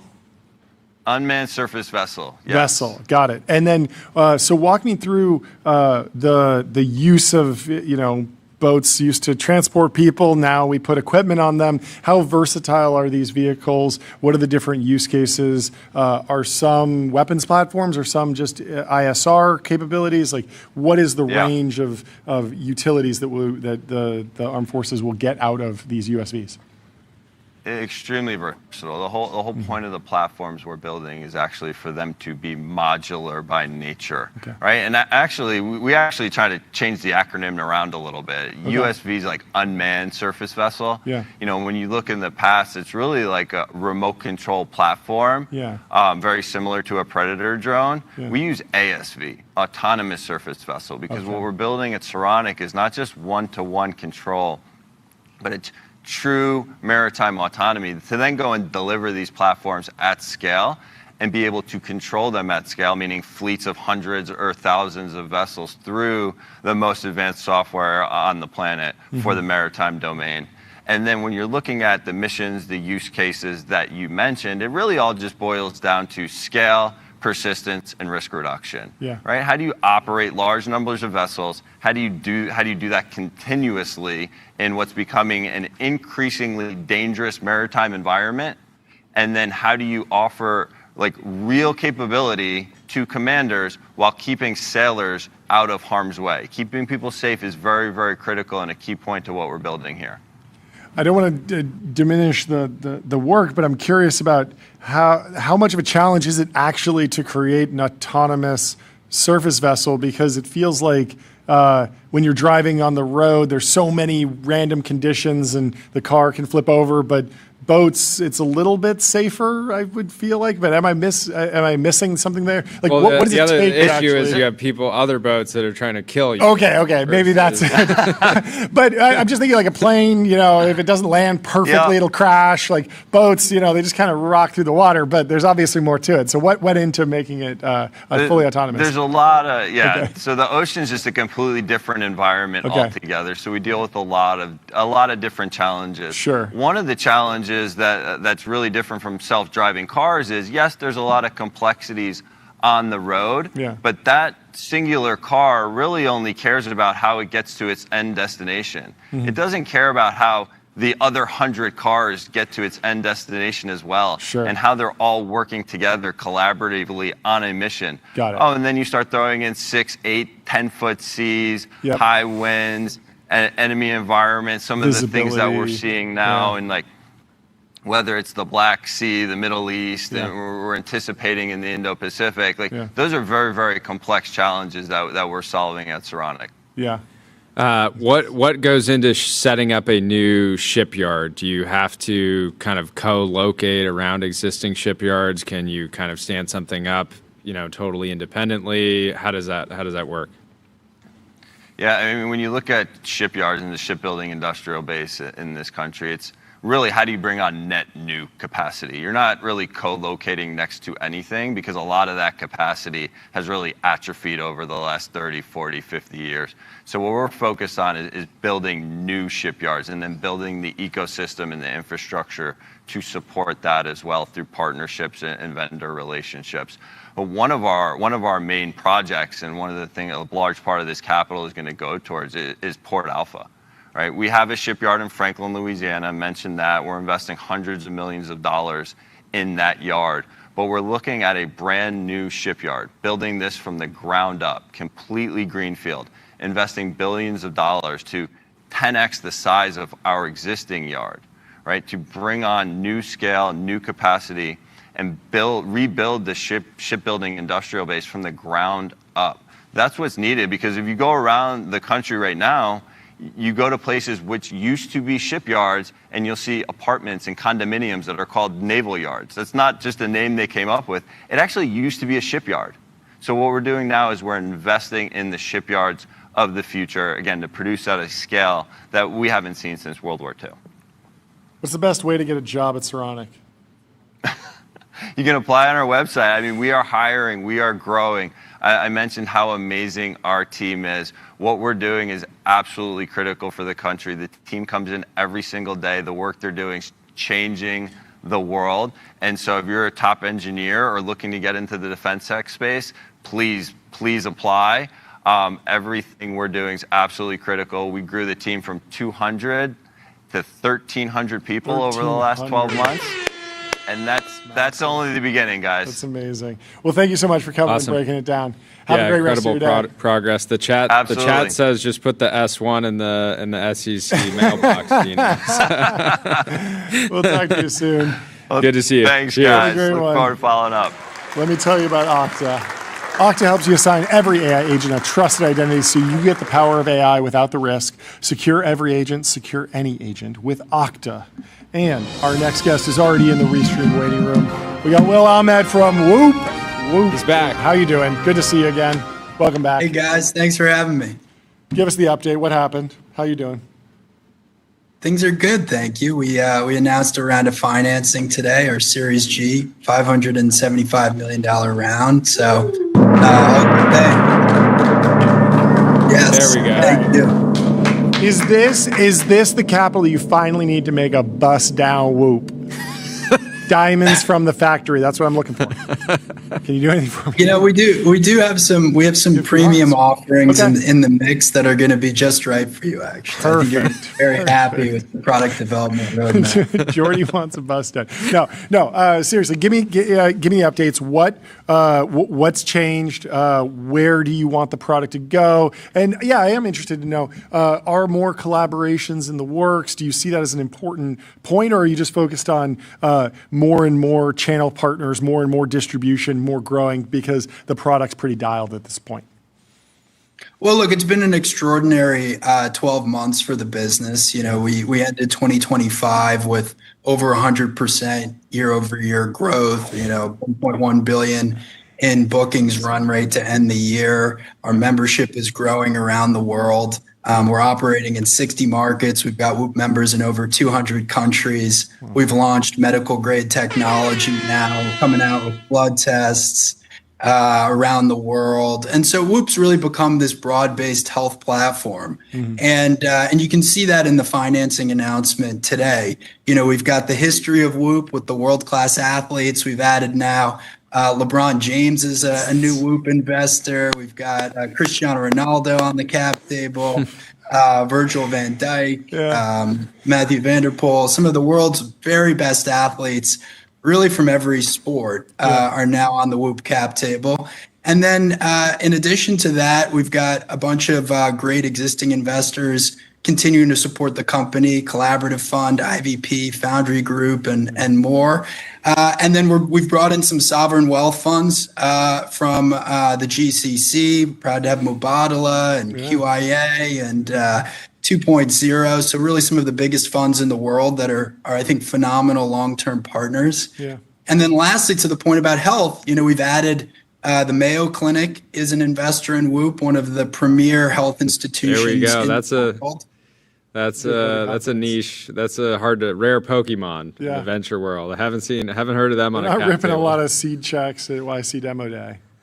Yeah, they haven't done a lot of investing, but we see a ton of synergies from a research and medical capability standpoint. Yeah. And then we also have added Abbott as an investor in Whoop, really one of the best medical device makers also in the world. So it's a phenomenal mix of investors, and I think we've been able to achieve this because of the remarkable growth that we're seeing as a company, and I think also just the tailwinds around health and longevity. How do you think your marketing mix will change over the next few years? Because I'm seeing $575 million, LeBron James, Cristiano Ronaldo, that has like crazy Super Bowl ad written all over it. At the same time, you're tech native. I could imagine going way further into AI generated personalized ads, pushing the performance marketing further. Like, what appeals to you? How do you think you'll change? What will stay the same? What will change over the next few years from a marketing perspective?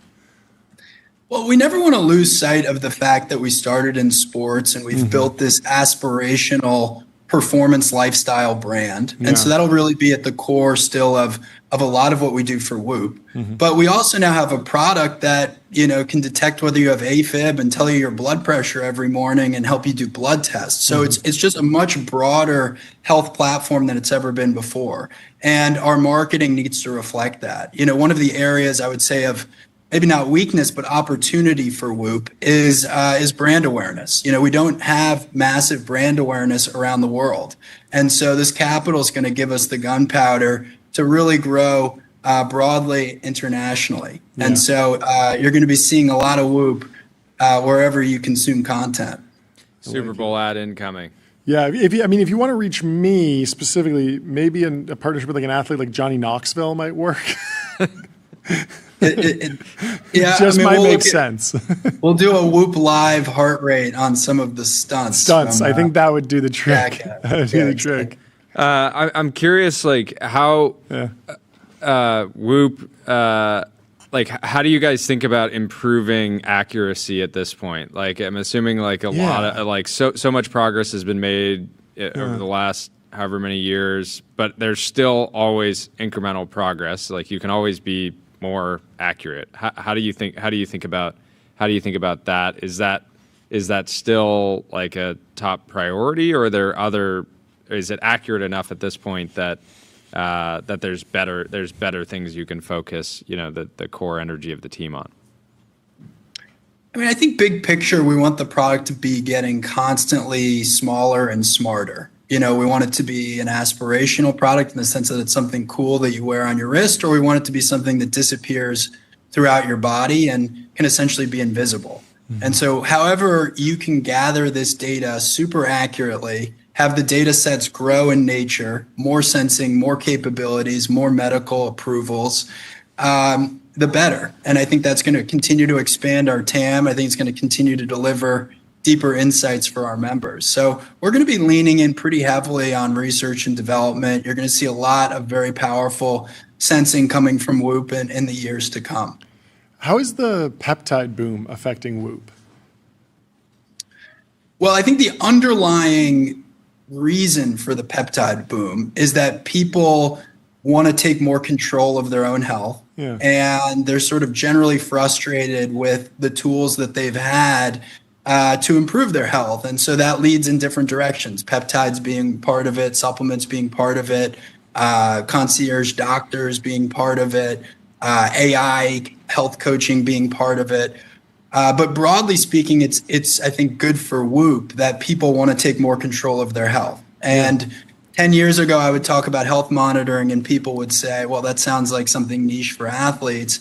And now, everywhere I go, people want to talk about how they can improve their sleep or improve their VO2 max or what is heart rate variability. So there's just clearly been a cultural shift to care a lot about your health. And, longevity's become one of the most common reasons that people use the product. Our health span score, the Whoop age score, has become the most screenshotted page in the Whoop app. Yeah. So clearly you've got people who want to show off how old they are or, who want some counseling for how old they might be. Yeah, that makes a lot of sense. Yeah, there's an interesting dynamic with the various health platforms where there's like kind of an incentive, there's like a weird incentive to measure, say somebody's, their chronological age versus their biological age, make it lower, so people are more likely to share. It's like, I've seen some people have, come in and say well, my biological age is 19. I did one test that said I had the mind of a 5-year-old.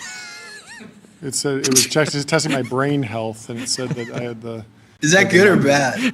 It's not. It's extremely young. I'm way over 5 , so I assume it's good. Look, I think we've built the most credible biological age metric because we did. First of all, we did it in partnership with the leading longevity institute.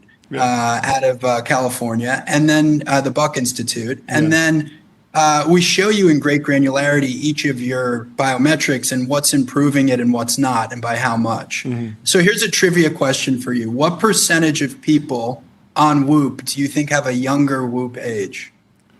Oh, interesting. I mean, if it was perfect, 70%. It would be 50-50, I would think. 70% because people 70%. That use Whoop are much more likely to be true. Okay, so let's go with 70. What is it?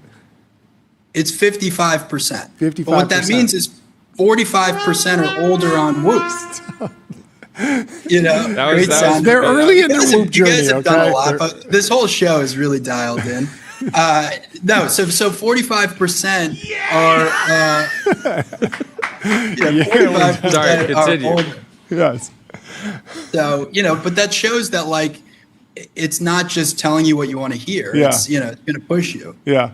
Yeah, and I only brought that up originally because I've seen some of these come out and I'm like, okay, there's zero shot this person's biological age is lower than their chronological age. Based on the life they live? Not every platform, platforms are just kind of, every platform is going to run their own kind of algorithm to determine that and not necessarily working with the Buck Institute. Yeah, exactly. Yeah. Well, very cool. Fantastic great progress. To get the update. Congrats to the whole. Congratulations. Congrats to the whole team. I feel like everything. just in the last year, the world has woken up to this kind of category, and your guys' progress is a testament. And I still think it's very early. It must be fun to walk down the street for you and someplace like LA. Oh yeah, you because see them everywhere. And I'm sure it's like every 10th person has a Whoop band on, but that means there's nine or so. It is a trip seeing Whoop in the world, and for people who decide to take the hard path of building hardware, it's an amazingly rewarding feeling when you see a physical product that your team's built in the world. So I will say that's a very gratifying thing. But you guys owe me a question here. You haven't asked me. What is it? What's the question? Aren't you going to ask me if the job's done? Oh yeah, is the job finished? Job's not done, guys. Woo! We got to keep going. Thank you for that. Great stuff. Congratulations. We'll see you. I appreciate you guys. Keep it up. Thank you. We'll see you at NICE soon, I'm sure. Yeah, get ready. The chat's going to be your strongest supporters. Thank you so much for taking the time to come chat with us. We'll talk to you soon, Will. Have a great one. Goodbye. Let me tell you about MongoDB. What's the only thing faster than the AI market? Your business on MongoDB. Don't just build AI, own the data platform that powers it. Continuing our lightning round. You know who we got? The CEO of Public.com. Yannick, how are you doing? Hey guys, I'm doing well. How are you? We're doing fantastic. Look at that stuff in the background there. I know. Do you recognize any of this stuff? Oh yeah. You got the whole head to toe. I don't recognize what Jordy is wearing. I don't think this is that new. must have gotten lost in the mail. You got to get one. This is the new polo. You're right there, top left. You got lead left. There's gotta still leave more left Plenty of on room there. on the wall. There's plenty of room on the wall. Anyway, enough about our merch. Let's talk about your business. Walk us through the launch today. Yeah, so today we launched AI agents for investing. Yes. The easiest, safest way to put AI agents to work directly inside your portfolio. Yeah. And the way it works is pretty simple. There's now an agents tab directly within the public app. You chat with an AI to set up agents that monitor markets, move money around, and even execute trades for you, all within the app, right? Yeah. So there's nothing to install from a security standpoint. Obviously, everything stays in a safe, controlled environment because it's within the brokerage. Can I install Axios? No, do not do that. That is such a niche joke. Everyone's going to think you're talking about the publication. No. Yeah, exactly. No, but I mean, it's been really fun. I have a bunch of agents running now on my account. It's been really awesome to see how it's changed my behavior as an investor, right? So, John, relax. I like the sound of that. I knew you were going to do that. We got little John in the studio. No, so makes total sense. What, like, if people are like already signed up, which they should be, what should they, what's the first thing that they should try to like set up or experiment with? Mm-hmm. Like what was your first few agents that you've set up and like continue to keep running? Because I'm assuming you can effectively like run them, you can retire them at different points. Exactly. The first one I set up was one that checks the oil prices before the market open and buys protective put options every day as a hedge. Sure. If there's a spike in those, I call it the I'm tired of seeing red due to war agent. And so today that didn't fire, thank God. You know, I have another one that just looks at my bank accounts and automatically sweeps any cash in excess of a certain amount into my bond portfolio. So I'm always yield maxing. You want to be yield maxing always, especially while rates are still high. Yeah, that makes sense. And then I got some more advanced stuff. Like I got one that scans the market for opportunities to write covered calls across my top positions. So if there's a low risk opportunity to make like 20 grand a month, selling options premiums, I instructed it to just go ahead and place those orders. Sure. And so that just rolls every time, all the time. And I don't have to think that about it. I don't have to exact worry strategy about was it. the first thing a private wealth manager ever pitched me in my career, like a decade ago. They were like, and they had like a guy that did it, and you had to have a lot of money to like access that, and there were minimums and stuff. You and should now probably it's check on that guy after today's launch. No. But so there are obviously like incredibly advanced things that you can do with these agents in the market. I'm also interested in just driving behavior change because a lot of folks that I know are earlier in their career. They don't want to necessarily take a ton of risk. The biggest lever on their financial future will just be seamlessly funneling money from their paychecks into something as simple as VTI, and then they can do something more advanced down the road. But what does it look like in terms of the best practices or best functionality for just creating a set it and forget it? I want to make sure that every time I get paid, money's flowing into the market. How easy is that these days? Well, I think with agents, that becomes really, really simple, right? I think this is sort of the whole point. You know, the stock market has always been about manually entering orders, right? Like you do all this work and eventually you end up manually being like, buy 200 shares of Apple at this price. Yeah.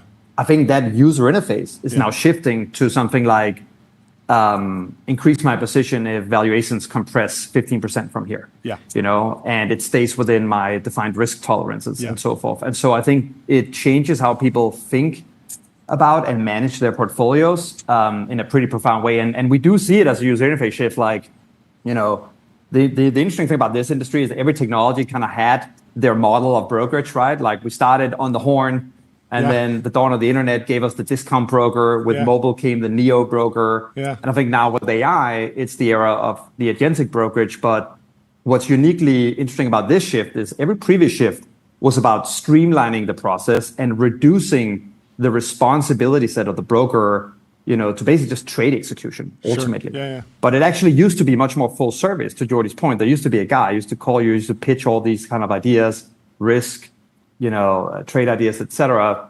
I think with the agentic brokerage model, you're reversing back to that. And it's much more full service than obviously any human service could ever be, because this thing can like write an algorithmic trading script for you in 10 seconds. It can do tax loss harvest. It can instantly analyze risk.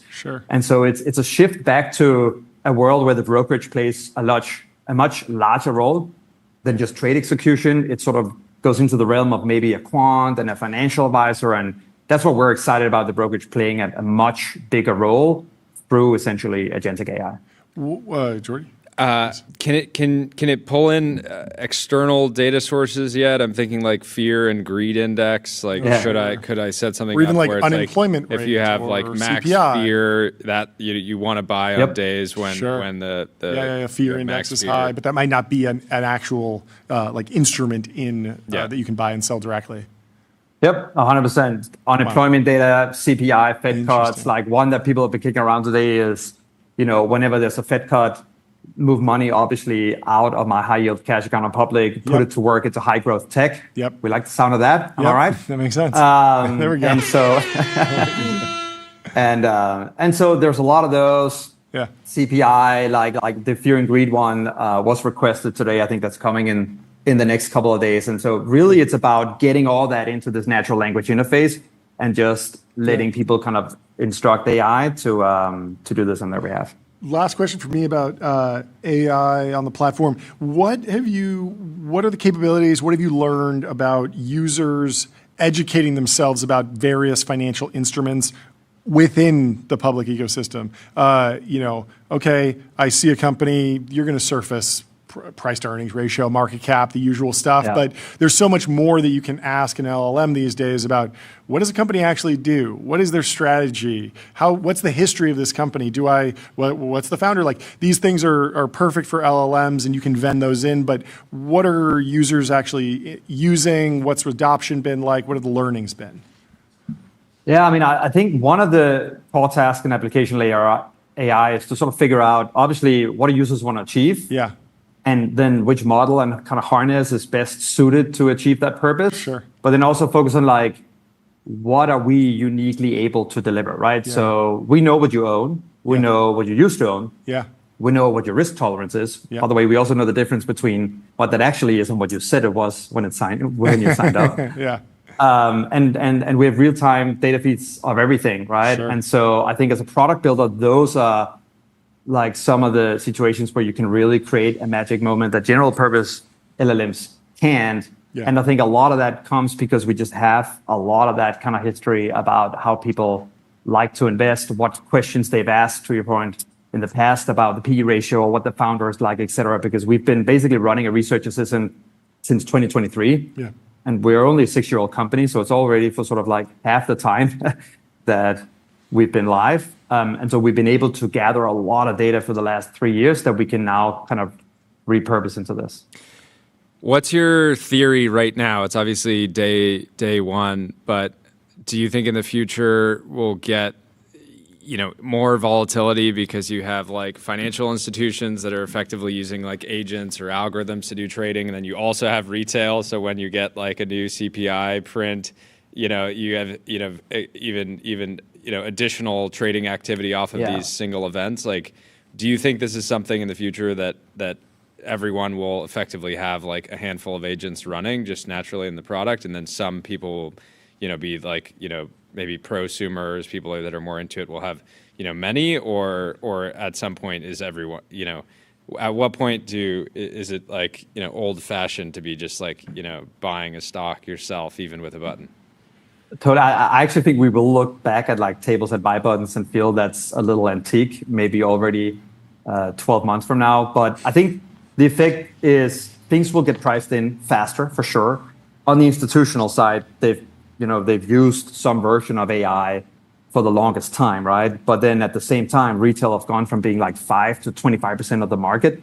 And on the retail side, folks haven't been as fast to react always, right? They haven't been that disciplined. They're not necessarily glued to the screen 24/7. And so, they can't always react as quickly as they want to. And agents obviously change that, right? And so I do think that there might be, it's a little bit like whether it's crypto, prediction markets, there's always a little bit more of sort of an alpha opportunity or an ARB opportunity in the early days. Mm-hmm. And then over time, it becomes more mainstream and that kind of fades away. And I would suspect that this follows something like a similar pattern at least. Yeah, I've just been thinking about it because the content on X is primarily user generated, at least the big accounts. It means that an event happens in the real world, it gets reported on, or it pops up on a website, or you get a news wire, and then a human takes that and puts it on X, and then this trade, even the majority of retail volume is like flowing off of like that human seeing the news, posting it, and then you get this sort of trading activity. But in a perfect world, you see news, and then you go to your broker, and the right trade has already been made on your behalf. Exactly. And anybody that's not adopting this will just be like, well, I missed the opportunity unless you want to get out entirely. Totally. Speaking of X, a fun one is that was from the was, if DJT says buy, just buy. That's actually really smart. I think that probably backtests very well. Social. It backtests extremely well. What a crazy timeline we are in. Well, thank you so much for coming on and breaking it down for us. Great to see you. I miss you. Guys. Let's miss you too. Let's be sure to hang out. Let's hang soon. It's been too long. Yeah. All right. Bye, guys. Cheers. See ya. Ciao. Let me tell you about Sentry. Sentry shows developers what's broken and helps them fix it fast. That's why 150,000 organizations use it to keep their apps working. And without further ado, we have Ryan from Crosby. How you doing, Ryan? Welcome back. Hey guys, good to see you again. Dude, you're on here like every week. It's getting ridiculous. It's getting a bit much. Let me guess. Let's schedule the next one. You should just bundle all the fundraisers together into like series alphabet. Then you just do but it then all I never at get once. to see you guys. And It is more strategic to break them up. But tell us what happened. How much did you raise? What's going on? We have two announcements. The first announcement is we've raised $60 million led by Lux. So Series B. And our second announcement, thank you. The second announcement is we did some math last month, and we have now closed contracts worth over $1 billion for our clients. Whoa. It's a big milestone for us. Okay. $1 billion for the client. Very That's cool. good. Yeah, not for is there us. a That's power not our law in there? revenue. Was there like one sneaky $950 million Did you get deal? 1% of this new OpenAI round in there? Somebody was like, "I'm going to review one clause," and you're like, "I'm getting no." It sounds like there's a lot of lawyers using it. That's right. I mean, these are small deals, so it's a lot of velocity. Sure. I think definitely my corporate law friends are like, that's like one deal for me, so that's not interesting. But for us, that's a big number. That makes sense. So it's a really good milestone. Yeah. So take us through. I mean, it sounds like the shape of the work that is being augmented by Crosby these days. Yeah. So we're about a year and a half into it. We announced our seed around 230 days ago. We do commercial agreements. These are the sales agreements, MSAs, NDAs, DPAs for like fast-growing AI companies. Now we're branching out. But since the beginning, we've been a law firm. So we have about 30 lawyers here who I'll give a shout out to are just the last day of the quarter. They're working so hard for our clients getting the deals closed. And we close deals fast, like in a couple of hours. And so this idea has just taken off with a lot of tech companies now and now even bigger clients who just want to close faster. How have you been processing? You're kind of, I would say, very tapped into how well the models work in different roles. I'm curious your view on how application layer legal AI companies will do compared to just the labs themselves, right? I feel like every other day on X, somebody says, wait, this LLM seems to be doing just as much as this application layer company. You guys are using all the models internally for your own internal tools, but like how are you processing kind of what feels like ultimate in the same way we saw with CodeGen, where you have application layer companies and foundation model companies, and then you have foundation models with their own applications. I'm assuming we'll see that in legal, but how have you been kind of processing it? So, I mean, that is the question we have to ask ourselves every day. We think that code generation, more or less, is kind of like a year and a half ahead of the sort of non-self-verifiable domains. So anything that's not like math or code. And law is one of those, but it's a huge service area. And our sort of like insight a couple of years ago was, let's, not think about these sort of like AI copilots that are kind of like, the equivalent of what Cursor was a year and a half ago when you kind of hit tab to autocomplete, but these long form agents with bigger context that could do a full job end to end. And if you have agents that can do entire swaths of legal work, then the best thing you should do is start a law firm, because you're selling work to clients, not, fractions of work or kind of helping them along. And in truth, we were ahead of the models. And so we were selling something that like we weren't able to fully automate. And as the models are progressing, we're seeing more and more of a compounding advantage as, we have more and more contracts that we're processing. We have more and more lawyers that were able to help us, tune judges and like create better agents. And so we're able to just do end-to-end work in a way that, like, if you're just selling a legal, Copilot, I think you're going to face a lot of competition just from the models with no customization. Yep. Sorry. Wild. John's back. Yeah, wild moment. What? I'm assuming you'll also face competition from clients that are just like, hey, should we have an in-house lawyer that we can speed up? Yeah. But everybody's competing with everyone. But yeah. How are you tracking the legal education market? I've seen it. It seems very hard to predict for me. Like, there was this weird spike.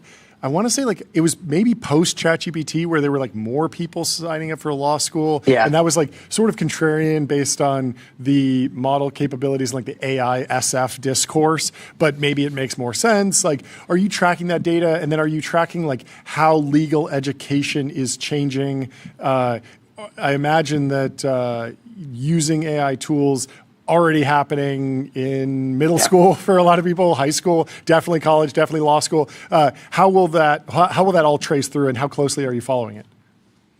I mean, I think every industry is asking themselves, like, how do people get the entry-level jobs to learn those skills so they become really good and senior and get leveraged by agents? I went to law school at Stanford. I'm talking to a lot of professors there who are struggling with this question. I think our insight for now, like the stat we found recently, is that the top 100 law firms last year made a little under $70 billion in just profit, just in 2025. That's just paid out to their partners. That's just salary. And let's give it up for lawyers. Everyone says there's not enough. Good year. It's so good to hear. And that was more money than Google spent on all their R&D. And so, like, our insight was, which is great. So like, if we could just put some fraction of the profits law firms are making into building better tools and experiences for lawyers and for their clients, I actually think the legal industry gets a lot bigger. And so it's like, for a person in law school today, it's a good time to be thinking, like, how can I just build better stuff? And that's just a new way of lawyers thinking. Okay, that's one way to put the profits to work. Let me pitch you another way. If I'm a partner at a law firm, and I see that, yes, agents can do the work of the associates that I would be hiring. Maybe contrarian in me wants to still hire associates just for the mentorship and building like the pipeline of partners that will do more human work, more deals work, more interpersonal relationship work. But I know that if I don't start buying and paying for that service right now, even if I'm getting less margin on it loosely because I'm paying an associate a bunch of money and it's work that an AI agent like sort of could do, and maybe they're a little bit more free. I'm actually incentivized to figure out how to accelerate them faster in their career, have them start working on larger, stickier deals that AI can't necessarily navigate just yet. Yeah, I mean, I buy the argument. Like, I think that there's two jobs for lawyers really to focus on right now. One is just doing client-facing work and being really good at being like, talking to people and understanding what their points of view are and not being buried in the sort of paperwork like a typical associate. And the other is being able to explain reasonably well to an engineer or a researcher what it is you're doing and what you're thinking about and all the subtleties of context. And those two things, I think, are both things that if you're not hiring enough lawyers, you can't do well and you can't build better legal technology and experiences. And so I think we're feeling this, and every law firm is feeling like you just need people to be really thoughtful about doing both of those jobs. Are you guys fine-tuning any models, based on fine-tuning like open source models, or is that not even, I've seen like Fin and Notion have had some success with this. Is that even a good use of time right now? Because I'm assuming your guys' like actual like inference costs are not that high relative to what you can charge clients, even if you're using the frontier models. But how are you thinking about that? I think, again, if we just look at code generation as like the blueprint for the future, you see like a lot of the code gen companies got a lot of lift from just like, the main, three big models. And over time, you have to start fine-tuning your models as you get scale, as you get data, and as you need a more competitive edge. So we're not there yet. We have a lot of lift from just getting the right context to models, building the right agent flows, like just doing some reinforcement learning on like basically, we work with really, OpenAI, Anthropic, and Google's models. But yeah, in a year and a half, as you get really specialized in use cases of law, I'm sure like we're going that direction. And part of the reason for this funding and doing it so quickly is to start investing in a research team that can kind of push the boundaries there. That's very exciting. Well, congratulations on the funding round. I'm sure we'll see you. We'll just book it now. You just tell us and same time next month. Thanks, gentlemen. We'll talk to you soon. Have a great day. Thanks, guys. Let me tell you about Shopify. Shopify is the commerce platform that grows with your business and lets you sell in seconds, online, in store, on mobile, on social, on marketplaces, and now with AI agents. And without further ado, we have Chris Yu from Also. How are you doing, Chris? Thank you so much for taking the time. Yeah, thanks for having me. Welcome to the show. Since this is your first time, please introduce yourself. Yeah, my name is Chris Yu, and I'm the co-founder and president of Also. Okay, break it down for us. What is Also? Give us some of the corporate lineage, the strategy, the product, just sort of everything. Yeah, so actually before 2022, RJ and I met, and we immediately hit it off on this one topic. And so that turned into me joining Rivian at the time. Cool. With the explicit mission to create a startup within a startup. And the entire thesis that we had, and this has turned into Also with the spin out last year, is that, if you look at the vast majority of trips that happen for the movement of people and goods around the world, they happen in smaller than car things. Yeah. But nearly none of them have been electrified yet. And so it's really taken the Rivian or Tesla playbook and applying it to these smaller form factors. Okay, smaller form factors, that means everything from hoverboard to a horse and carriage. What are we thinking? We're focusing on wheels first, but yeah. Okay, but narrow down the product for me, the go-to-market, the quad and the pedal-assisted electric bike. Are there timelines, shapes, sizes, ranges? Like, how do you think about narrowing down the product set, because it is a really wide and diverse category? Totally. Yeah, so we think of it as, in a way, two phases of the business. Phase one of the business is how do we create a vertically integrated software-defined EV platform, but optimized for small form factors. And we've applied that to our first products. We call them EVs that you can pedal. Okay. And we announced those back in October. So one is a consumer e-bike, and the other is a pedal quad, which we partnered with Amazon to deploy soon. That's really exciting. Cool. But if you look globally, again, today, things move around in things like two-wheelers, like scooters, bodas, tuk-tuks, microcars, K-trucks. There's just these rich, diverse set of form factors. And again, none of them have been electrified, and all of them are ripe for a really kind of tech-forward platform, which is what we're building. But importantly, today we announced a partnership with DoorDash, and that kind of underpins phase two of the business, which is... Very cool. Thank you. We love DoorDash. So if you look at the world becoming more and more autonomous, and even as that happens, some fundamental constraints don't change, meaning these trips are all happening in dense urban, suburban environments. Congestion is always going to be an issue. Cost per mile is always going to be a factor. And so we believe really strongly that even in a fully autonomous world, small form factors make sense for a lot of these trips. And that's really what this partnership is about. Talk to me about...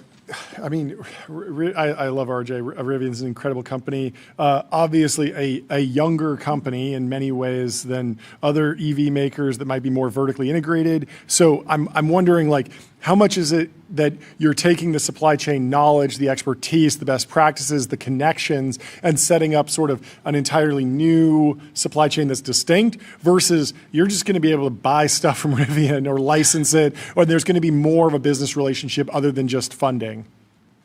It's all of the above. RJ and I talk about us as kind of like sibling companies, if you will.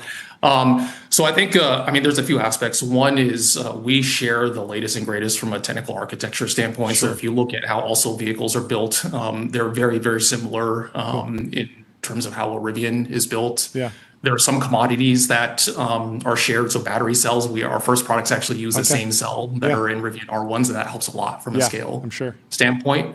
But there are other areas where we are taking a decidedly different path because our products are different from a car, truck, or SUV. So supply chain that you mentioned, that's actually one of them. We are fully engineered in-house, but we partner with contract manufacturers across the world to be able to do assembly. And that's right for smaller scale products. Yeah, and with cars, you almost always want to manufacture them where they're going. Like, that's why even like the Japanese car makers have facilities in America or Mexico, because you just would drive the car as opposed to putting That's exactly right. I mean, if you look at a car, I mean, the size of tools necessary, how custom they are, tariffs, like they all add up to, like, you have to have your own factory in region. But if you look at any product south of a car, almost all of them are built with this contract manufacturing model. Okay, talk about the name and the brand. Rivian has those delightful headlights. A lot of different interesting brand decisions around Rivian. What are you taking? What are you thinking? And where does the name come from? That's so great. I love it. Naming something is so hard. And so RJ and I battled quite a bit with this, but when we landed on this one, we knew it was the one, because if you look at transportation, it's always been so singular in narrative. It's like, it's just cars or it's just not cars. Yeah. And for us, the approach is like, whether it's a commercial enterprise or a consumer, it's all of the above, most likely, meaning that I want to use my R1 to go on a long weekend trip, but my school drop off with my kid, it's a pain in the butt to sit in the car line, and something smaller probably makes more sense. And so the transformation of electrification of transportation is also, it requires all of the above in a way. And on kind of like how we present ourselves from a brand, one analogy that RJ and I really love and use often is it's kind of like we're two characters in the Marvel universe, if you will. Yeah. So it's like we have the same mission, but we can have very different personalities. And so also has an opportunity to be maybe in a way really expressive and take a little bit more liberties, which you're starting to see in some of our products than a more grown up vehicle brand may need to be. Okay.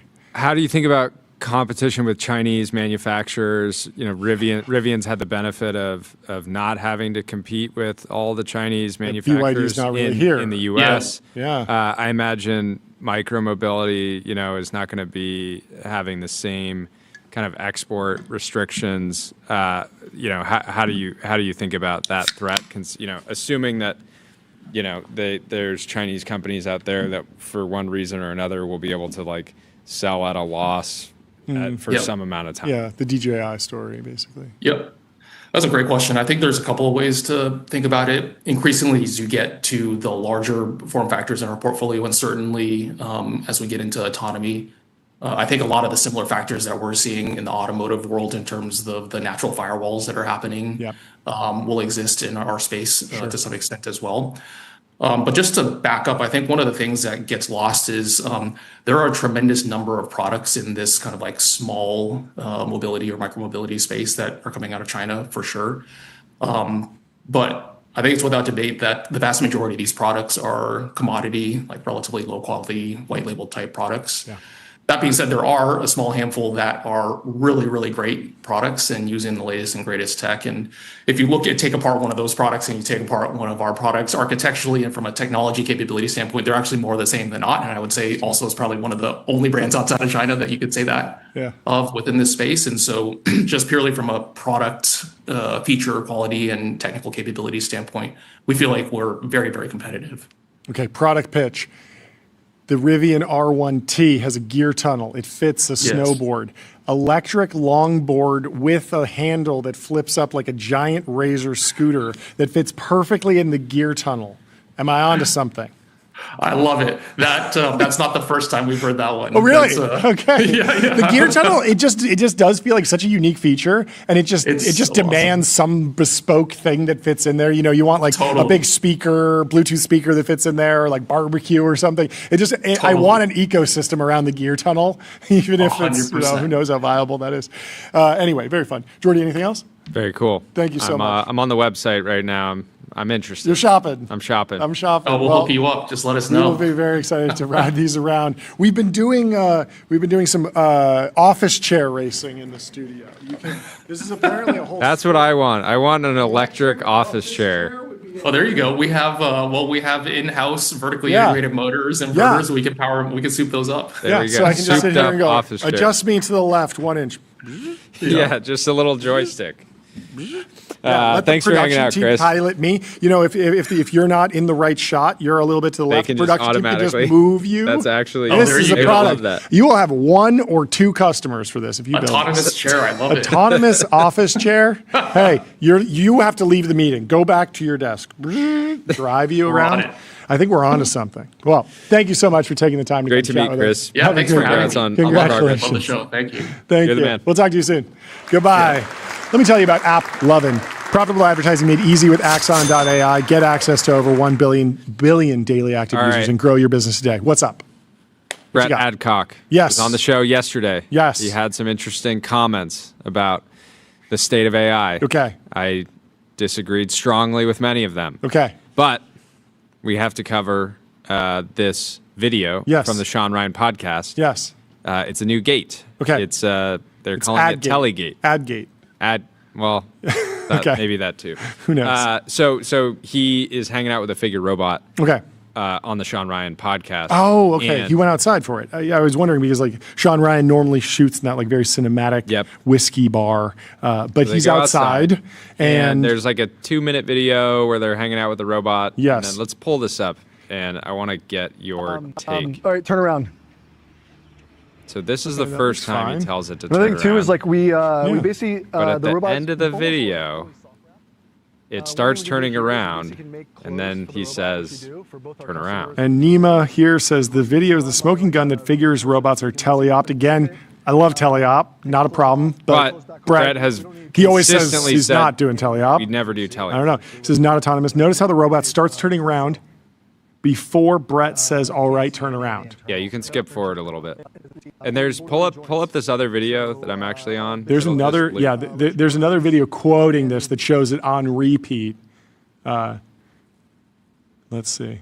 Now, another thing too is like we basically the robots almost all fully software. It's by Vic. Vic quotes it and said, "Yeah, okay, yeah, it's definitely not waiting for the command." So it's very this one. All right, it's very subtle, but you can turn see it's turning around, and then he says, "All right, turn around." Yes, but the steel man here, premonition. All right, turn around. The robot knew what was going to happen because All right, turn personalized superintelligence understands that a turnaround command is coming before Brett even says it. Starts turning around before. So that would be one possible solution.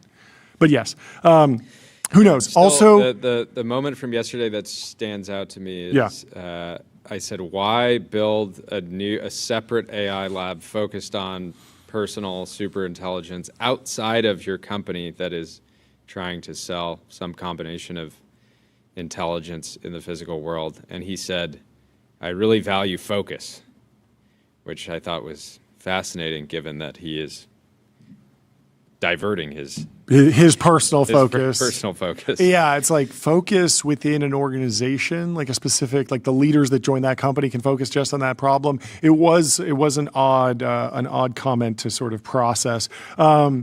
Yes, I mean, I don't know. I haven't watched the full interview with Sean Ryan. I wonder if he talks about whether or not this particular robot is teleop, because it's totally reasonable that a company would have some teleopt robots, some autonomous robots, and sort of mix and match them based on the particular demo. Obviously, if you're doing some sort of pre-scripted stunt, dance, or parkour scenario, you might pre-script that. And then ideally, you would say, hey, this one's teleopt. Here's a demo of what we're capable of when we're using teleopt. Here's a demo of what we're capable of when we're fully autonomous, when we're, partially, remote controlled or something like that, somewhere in between. I don't know. We'll see. People will continue to dig in. I mean, all of this, the rubber meets the road when the robots are out in the wild. When people get them and they start shipping and people can see, unless you buy one and it's secretly teleop, that would be wild. You're like, wow, this is remarkable. I can give it the most complex, vague instructions, and it just does exactly what I do. If the figure robot can simply open a Diet Coke for John, we're a buyer. That's the goalpost. We don't need it to do everything. That's the goalpost. We just need it to Gotta do one crack thing open really a 6-pack of Diet Coke. Tyler, what do you think about the figure gate? I mean, it's hard to say just from that video, but I think broadly, like, people are probably like too against teleoperation generally. I agree. Because the lesson from Waymo is that like actually it's goated.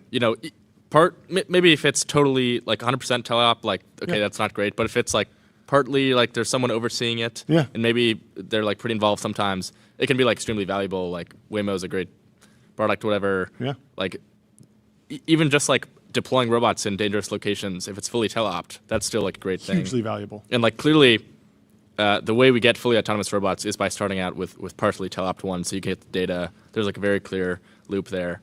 So I think broadly people are too against. I completely agree. Yeah. Anyway, anything else we need to talk about? There's a bunch of no. things. We talked about all We'll be birds. back. Oh, we tomorrow. do have one follow up to yesterday. So we did a little deep dive from the Wall Street Journal on Mark Lanier, the lawyer who successfully argued that Meta and YouTube are addictive in the LA court last week, and we posted the clip. A lot of people enjoyed learning about him, and in particular, the fact that he has a menagerie that contains lemurs and llamas, as well as a 120-person train.